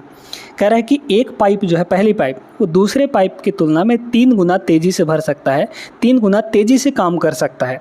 3 गुना तेज़ी से काम कर सकता है, इसका मतलब ये हुआ कि उसकी इफ़िशियंसी, जैसे मान लीजिए अगर 1 घंटे में ये 1 यूनिट भर रहा है, 1 लीटर भर रहा है, तो ये 3 लीटर भर देगा, यानी 3 गुना तेज़ी से भर देगा, है ना। तो यहाँ पर हमें दी गई है इफ़िशियंसी दोस्तों। क्या दिया गया है, इफ़िशियंसी दिया गया है ये। तो दूसरा पाइप मान लीजिए कि 1 यूनिट भर रहा है, तो पहला वाला पाइप क्या करेगा, दूसरे की तुलना में 3 गुना, यानी इसका 3 गुना भरेगा, यानी कि 3 यूनिट भरेगा।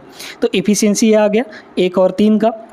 कह रहा है दोनों पाइप मिलकर खाली टंकी को 37 मिनट में भर सकते हैं। तो दोनों पाइप मिलकर, यानी कि A प्लस B, है ना, A प्लस B यहाँ पर दोनों कितने घंटे में भर सकते हैं, 37 मिनट में यहाँ पर भर सकते हैं, है ना, 37 मिनट में भर सकते हैं। अब देखिए, बड़े ध्यान से समझिएगा इस चीज़ को।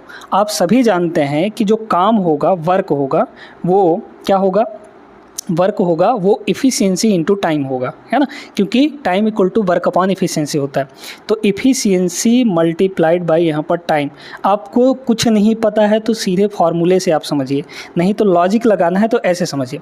जैसे ए और बी को दोनों को टाइम लगता है यहाँ पर पूरा भरने में 37 मिनट का, और 1 मिनट में कितना भरेंगे दोनों मिलकर, 1 मिनट में कितना भरेंगे, 1 मिनट का काम ही उनकी इफ़िशियंसी कहलाती है ना।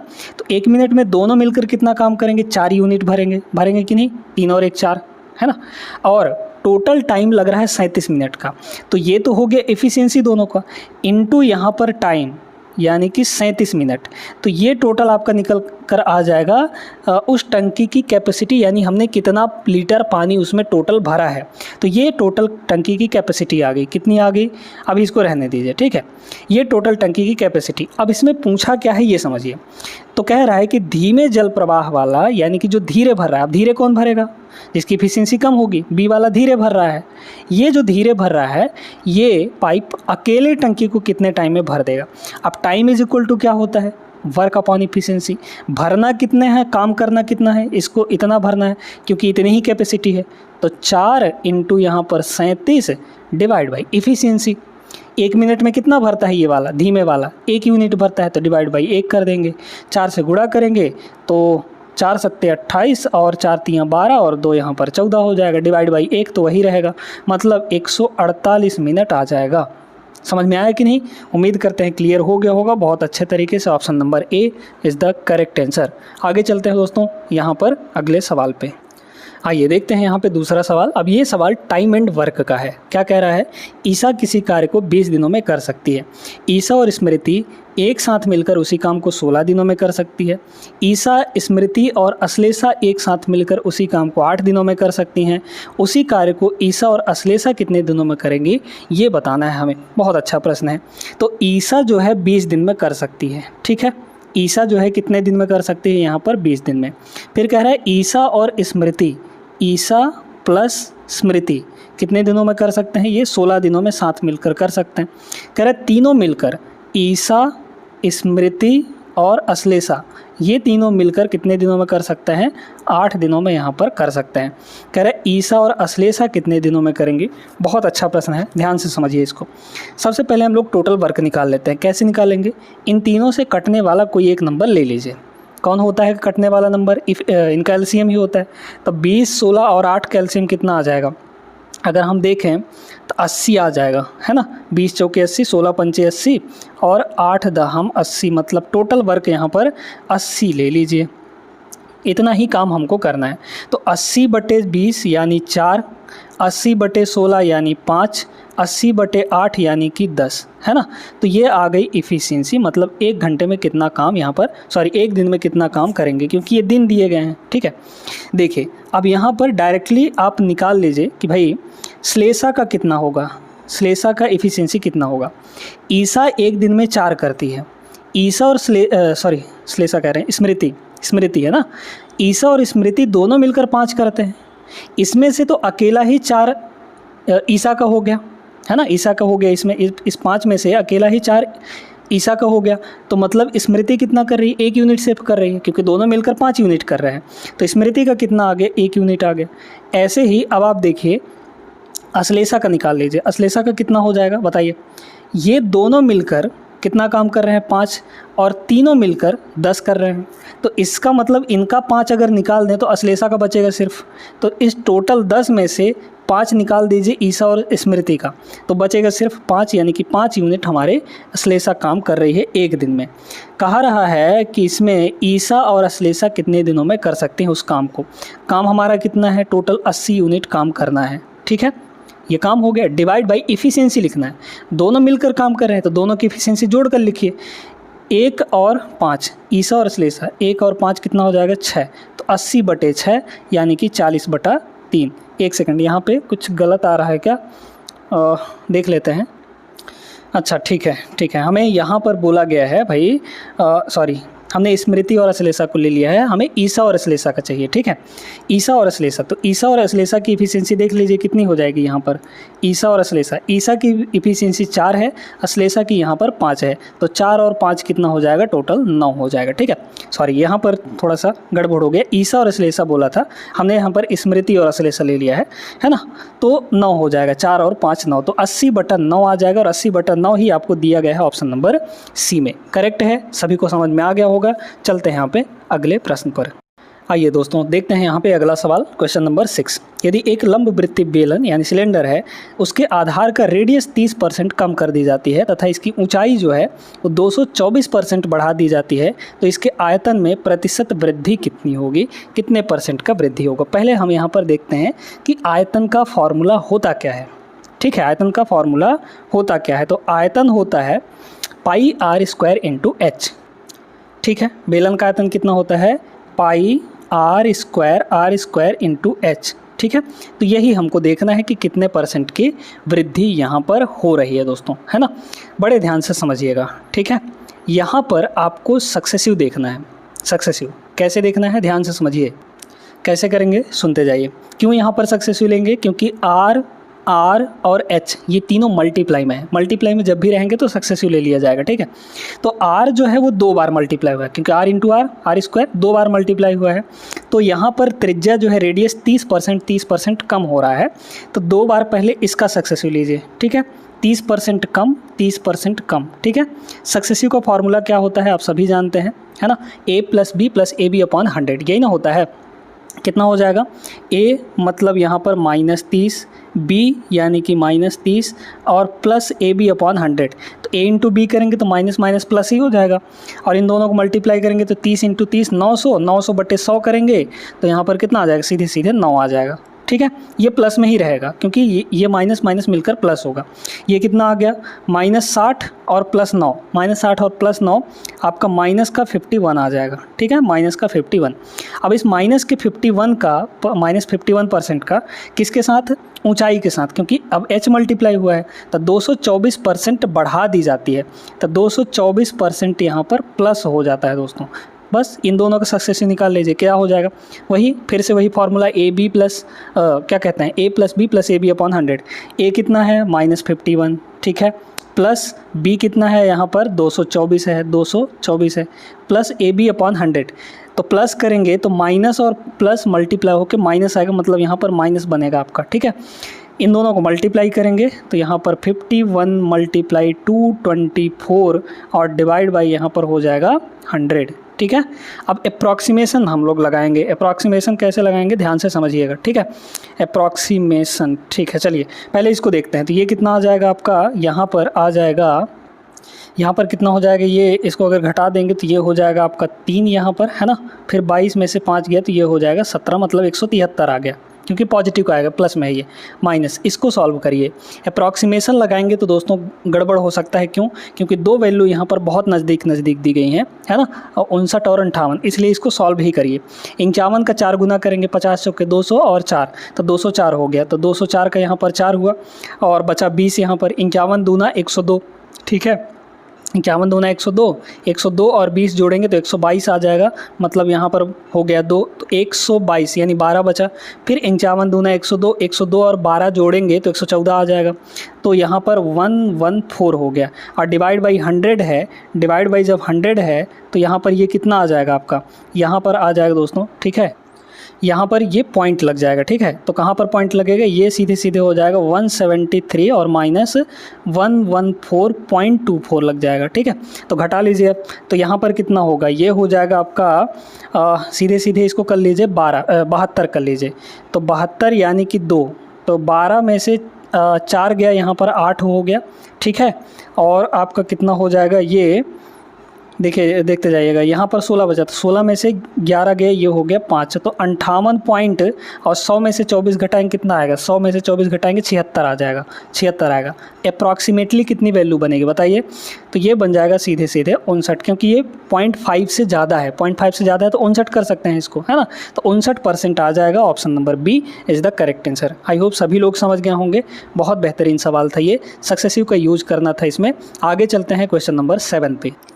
आइए देखिएगा क्वेश्चन नंबर 7 क्या कह रहा है। नितिन किसी कार्य को 7 घंटे में कर सकता है, प्रवीण उसी कार्य को 21 घंटे में कर सकता है। ऋषि की सहायता से उन्होंने 3 घंटे में कार्य पूरा कर लिया। ऋषि अकेले उस कार्य को कितने घंटे में कर सकता है? देखिए नितिन जो है 7 घंटे में कर सकता है, ठीक है भैया, नितिन 7 घंटे में। प्रवीण जो है वो 21 घंटे लगाता है, यानी बहुत टाइम लगाता है, धीरे कर रहा है। और दोनों मिलकर ऋषि की सहायता से उन्होंने 3 घंटे में, अच्छा 1 सेकंड, तो यहाँ पर 3 लोग हैं, नितिन, प्रवीण और ऋषि, है ना भाई। ऋषि भी सहायता कर रहा है, तो तीनों मिलकर वो कितने घंटे में कार्य कर सकते हैं? 3 घंटे में यहाँ पर पूरा कर लिया। कह रहा है ऋषि अकेले उस काम को कितने घंटे में करेगा? तो बस निकाल लीजिए। 7, 21 और 3 का एफिशिएंसी एलसीएम 21 आ जाएगा। टोटल वर्क हमारे पास 21 है। 21/7 करेंगे 3 आ जाएगा। 21/21 करेंगे 1 आएगा। 21/3 करेंगे ये हो जाएगा 7। अब देखिए यहाँ पर एन और पी दोनों की एफिशिएंसी टोटल कितनी है? यहाँ पर 4 के बराबर है ना।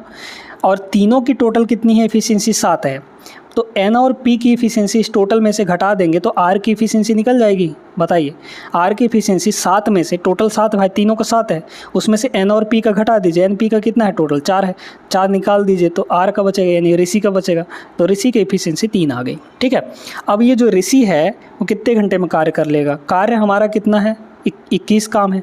इस 21 काम को 3 यूनिट पर घंटे काम करके कितने घंटे में कर लेगा? 7 घंटे में। आ गया हमारा answer, option number second is the right answer. आगे चलिए दोस्तों, अब इस सवाल को देखिए क्या बोला गया है इसमें। एक ऑनलाइन स्टोर ने दिवाली सप्ताह के दौरान अपने सभी परिधानों पर 20% की छूट दी। ठीक है, यूपीआई भुगतान करने पर 50 रुपये की अतिरिक्त डिस्काउंट दे दी, है ना, एक्स्ट्रा डिस्काउंट मिल गया।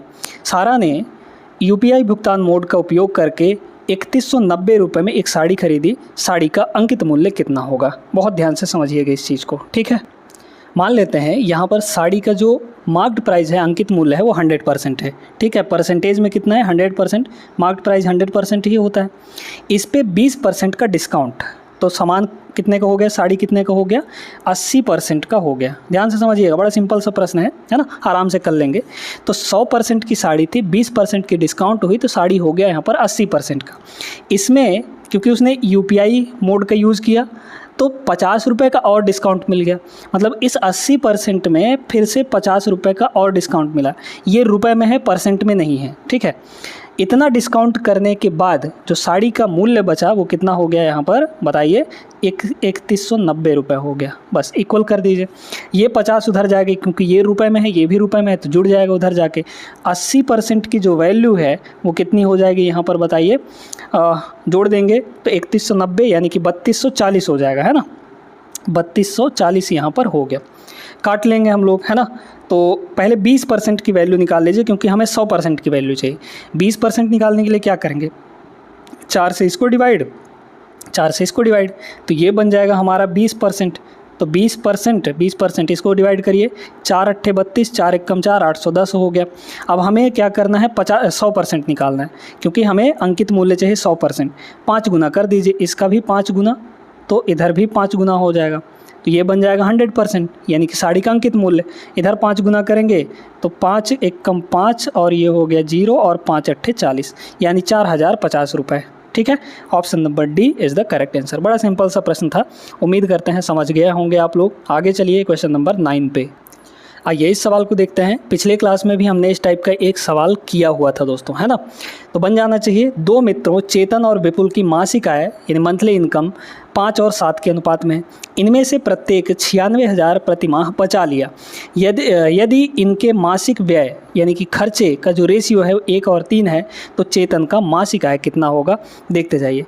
इनकम का जो रेशियो है वो कितना है? 5 और 7 का है। ठीक है, 5 और 7 का है, ये चेतन का है, ये विपुल का है।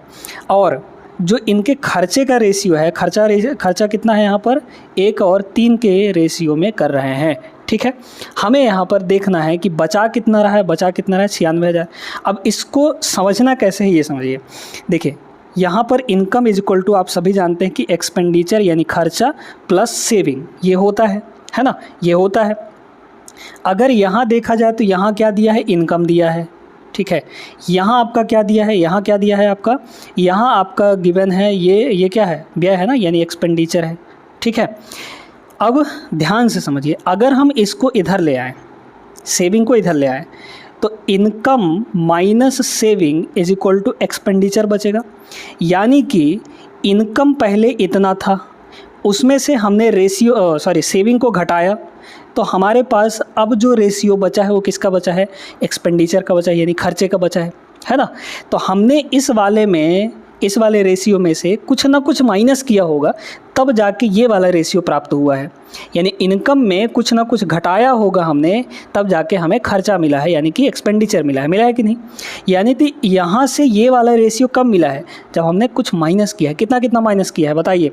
यहाँ पर हमारा बचत कितना है? सेविंग को माइनस किया है। सेविंग हमारा कितना है? यहाँ भी 96,000 माइनस किया है ना, 96,000 बचत, और यहाँ भी 96,000 बचत, यानी कि 96,000 का माइनस किया है। ठीक है, माइनस इसलिए लगा रहे हैं क्योंकि आपको कन्फ्यूजन ना हो। ठीक है, क्योंकि ये बचत है भाई, बचत यहाँ माइनस किया जा रहा है, इनकम में बचत माइनस किया जा रहा है, तब जाके हमारा एक्सपेंडिचर यानी ये बीच वाला रेशियो मिल रहा है। है ना। इसलिए इसको कर रहे हैं ऐसा क्योंकि यहाँ पर हमें लगाना है क्रॉस मल्टीप्लाई मेथड। कैसे लगाना है सुनते जाइए। दोनों जगह माइनस है तो माइनस को हटा सकते हैं आप लोग आराम से, है ना, कोई दिक्कत नहीं है। और अगर दोनों जगह माइनस ना होता तो फिर माइनस को रहने देते, ठीक है। तो इसको भी हटा लीजिए और यहाँ पर इसको भी हटा लीजिए माइनस को। करना कैसे है सुनते जाइए। क्रॉस मल्टीप्लाई, इन दोनों का मल्टीप्लाई करके हम लोग यहाँ पे डिफरेंस 5 तियाँ 15 7 एकम 7, कितना आ जाएगा डिफरेंस, 15 माइनस 7 करेंगे 8 आ जाएगा। तो यहाँ पर हो गया 8। इस 8 की जो वैल्यू होगी, अब इधर देखिए, इनका मल्टीप्लाई और यहाँ पर डिफरेंस, तो 96,000 का 1 गुना और 96,000 का 3 गुना। तो 3 गुने में से 1 गुना घटाएंगे 96,000 का तो 2 गुना बचेगा, यानी कि 2 गुना ऑफ कितना, यहाँ पर 96,000। तो 96,000 का 2 गुना हो जाएगा, ठीक है। अब काट लीजिए यहाँ पर, तो 1 की वैल्यू कितनी हो जाएगी, 8 इधर जाएगा। 8 अगर देखा जाए तो 8 एकम 8, ठीक है, 8 दूना 16, ठीक है, कट जाएगा। 8 से कटेगा तो ये हो जाएगा 2 मल्टीप्लाई 8 से काटिए इसको, तो 8 इकाई 8 बचा 1, तो 16 हो गया, 8 दूना 16, यानी बचेगा यहाँ पर 2। तो 12 दूना 24,000 हो गया, 1 की वैल्यू 24,000 हो गई, ठीक है। ये कितनी आ गई, 24,000, ठीक है। अब यहाँ पर हमें क्या चाहिए, चेतन का मासिक आय। तो चेतन का मंथली इनकम कितना है, 5 यूनिट है। तो 1 की वैल्यू 24,000 है, तो 5 की वैल्यू कितनी हो जाएगी बताइए, 5 गुना हो जाएगा, है ना। तो 24,000 गुना यहाँ पर 5, तो 24 पंचे 120 यानी 1,20,000। Option number A is the correct answer. समझ में आया होगा सभी को कैसे करना है। ये कॉन्सेप्ट जरूर ध्यान में रखिएगा, इसको नहीं ध्यान में रखेंगे तो ये सवाल नहीं बनेगा, है ना। चलते हैं, ये सबसे बेहतरीन मेथड है दोस्तों। बाकी और सारे मेथड हैं, उनसे भी आप लोग लगा सकते हैं। XY मानिए, आपको जो मानना है मानिए, लेकिन ध्यान रखिएगा टाइम उनमें बहुत ज़्यादा कंज्यूम होगा। प्रॉफिट एंड लॉस का सवाल है ये, बड़े ध्यान से समझिएगा, ठीक ना। क्या कह रहा है इसमें, रघु ने 1 रुपये में 10 टॉफ़ियाँ खरीद ली, ठीक है। फिर कह रहा है 400% लाभ कमाने के लिए उसे 1 रुपये में कितनी टॉफ़ियाँ बेचनी चाहिए। 400% का लाभ कमाना है दोस्तों, 400% का प्रॉफिट। 400% की फ्रैक्शन वैल्यू कितनी होगी, 4 होगी, है ना। परसेंट से 2 जीरो कट जाता है, 4 का मतलब 4/1 समझ लीजिए। तो ये हो जाएगा आपका CP और ये हो जाएगा आपका प्रॉफिट, ठीक है। तो 1 रुपये का कॉस्ट प्राइस, CP और SP का रेशियो देखिए, CP और SP।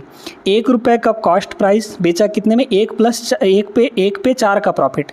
तो 1 पे 4 का प्रॉफिट यानी 5 में बेचेगा, ठीक है। देखिए 1 रुपये में 10 टॉफ़ी खरीदी, 1 रुपये में 10 टॉफ़ी यहाँ पर खरीदी।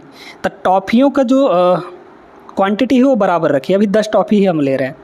1 रुपये में 10 टॉफ़ी, तो बेचेगा कितने में, यहाँ पर भाई खरीदा कितने में, 1 रुपये में। तो 1 की वैल्यू 1 है ना, 1 की वैल्यू 1 यूनिट है। तो यहाँ पर बेचेगा कितने में, यहाँ पर 5 यूनिट में। 1 की वैल्यू 1, तो 5 की वैल्यू कितनी हो जाएगी, 5 रुपये में बेचेगा। ये 10 टॉफ़ियों के लिए है, तो 10 टॉफ़ी वो बेचा 5 रुपये में। 10 टॉफ़ी कितने में बेचा, 5 रुपये में, है ना। हमें यहाँ पर कह रहा है 1 रुपये में कितनी टॉफ़ी बेचेगा। तो 1 रुपये में कितनी टॉफ़ी बेचेगा बताइए। यहाँ पर ऐसा कह सकते हैं कि 5 रुपये में 10 टॉफ़ी बेच रहा है ना। 5 रुपये में वो कितनी टॉफ़ी बेच रहा है, 10 टॉफ़ी बेच रहा है। तो 1 रुपये में कितनी टॉफ़ी बेचेगा, 10/5 यानी कि 2 टॉफ़ी, ठीक है। तो 2 टॉफ़ी यहाँ पर आ जाएगा, और यानी कि ऑप्शन नंबर फर्स्ट, ठीक है। तो सिंपल सा प्रश्न था, इसमें कुछ नहीं था। आगे चलते हैं क्वेश्चन नंबर 11 पे। अब ये वाला सवाल तो LCM HCF का सवाल है, आराम से बन जाना चाहिए। 3 मित्र एक साथ दौड़ने का अभ्यास कर रहे हैं। पहला मित्र दौड़ का 1 चक्कर 12 मिनट में, दूसरा जो मित्र है वो 18 मिनट में, और तीसरा मित्र यहाँ पर धीरे दौड़ रहा है इसलिए वो 24 मिनट में पूरा करता है। यदि वे तीनों एक साथ दौड़ना प्रारंभ करते हैं तो कितने मिनट बाद वे तीनों चक्कर को दोबारा एक साथ पूरा करेंगे, एक साथ फिर से आएंगे। तो यहाँ पर पहला पूरा कर रहा है 12 मिनट में, दूसरा पूरा कर रहा है यहाँ पर 18 मिनट में 1 चक्कर, और तीसरा पूरा कर रहा है यहाँ पर 24 मिनट में 1 चक्कर। हमें यहाँ पर क्या करना है, फिर से बोला है ना, फिर से कब, कितने मिनट बाद एक साथ होंगे, ये हमें पूछा गया है। तो एक साथ कब होंगे, इनके LCM के बराबर, उतने ही मिनट बाद एक साथ फिर से आएंगे, क्योंकि एक साथ वो दौड़ना प्रारंभ करते हैं। तो बताइए 12, 18 और 24, इन सब के LCM क्या हो जाएगा। तो इनसे कटने वाला कोई नंबर देख लेते हैं। सबसे बड़ा हमारा नंबर कौन सा है, 24 है। 24 का कोई मल्टीपल ही होगा इनसे कटने वाला। 24 का मल्टीपल क्या 24 18 और 12 से कटेगा, नहीं कटेगा, 18 से तो नहीं कटेगा, ठीक है। 24 दूना 48, क्या 48 12 और 18 से कटेगा, 12 से तो कट जाएगा, 18 से नहीं कटेगा, है ना।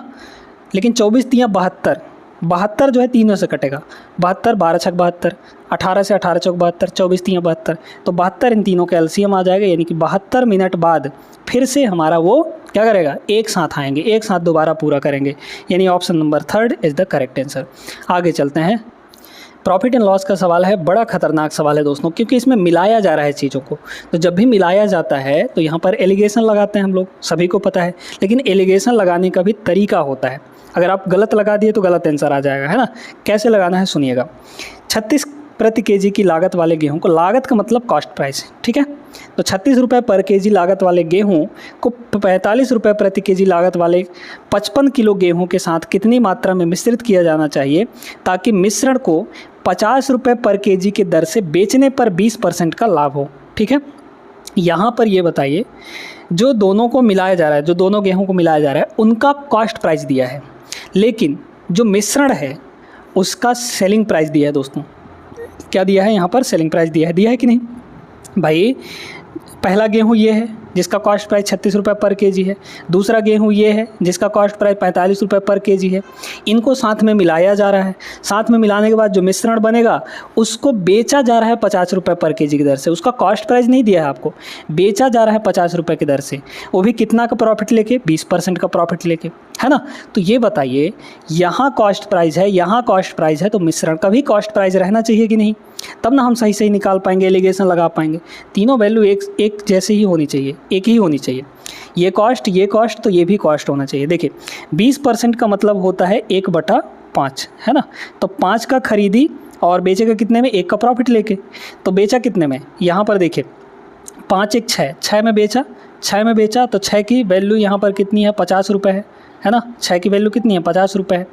तो 5 की वैल्यू चाहिए हमें, तो 1 का वैल्यू कितना हो जाएगा, 5 की वैल्यू सीधी निकालिए, तो ये हो जाएगा 50/6 करेंगे तो 1 की वैल्यू आएगी, और इंटू यहाँ पर 5 कर देंगे तो ये 5 की वैल्यू आ जाएगी, है ना।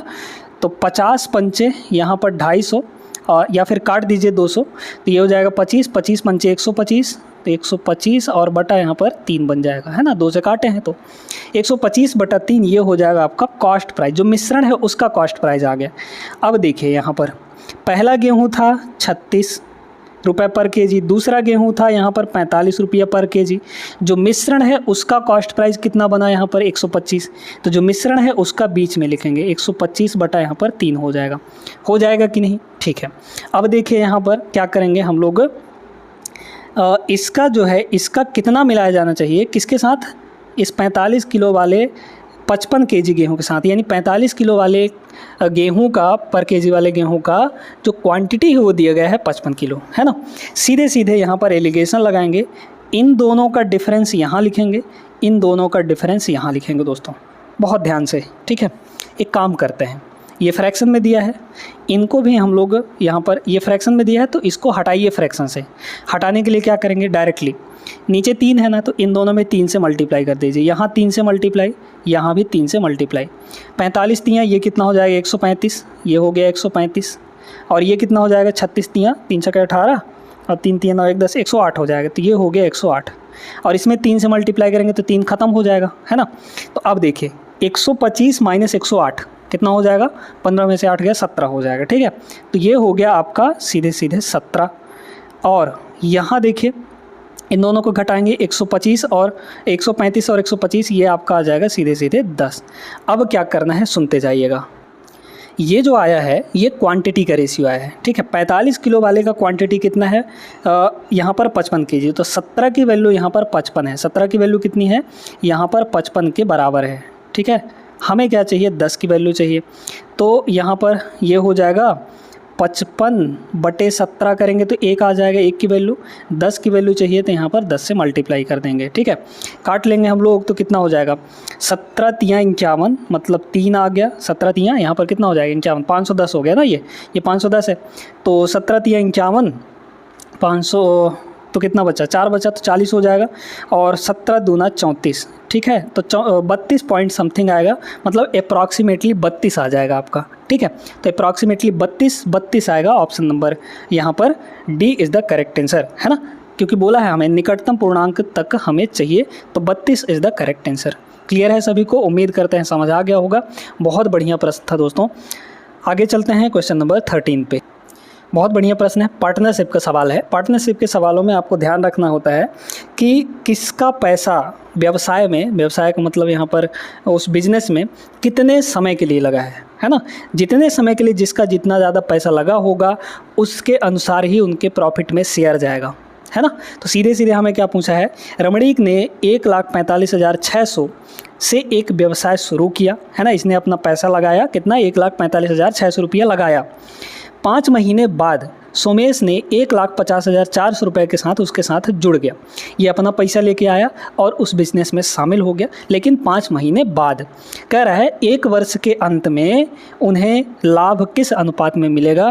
तो लाभ का जो रेशियो है वो किस में बटेगा, एक तो उनके पैसे पे डिपेंड करेगा, कितना पैसा लगाए हैं वो दोनों, है ना, और दूसरा डिपेंड करेगा कितने समय के लिए लगा है पैसा।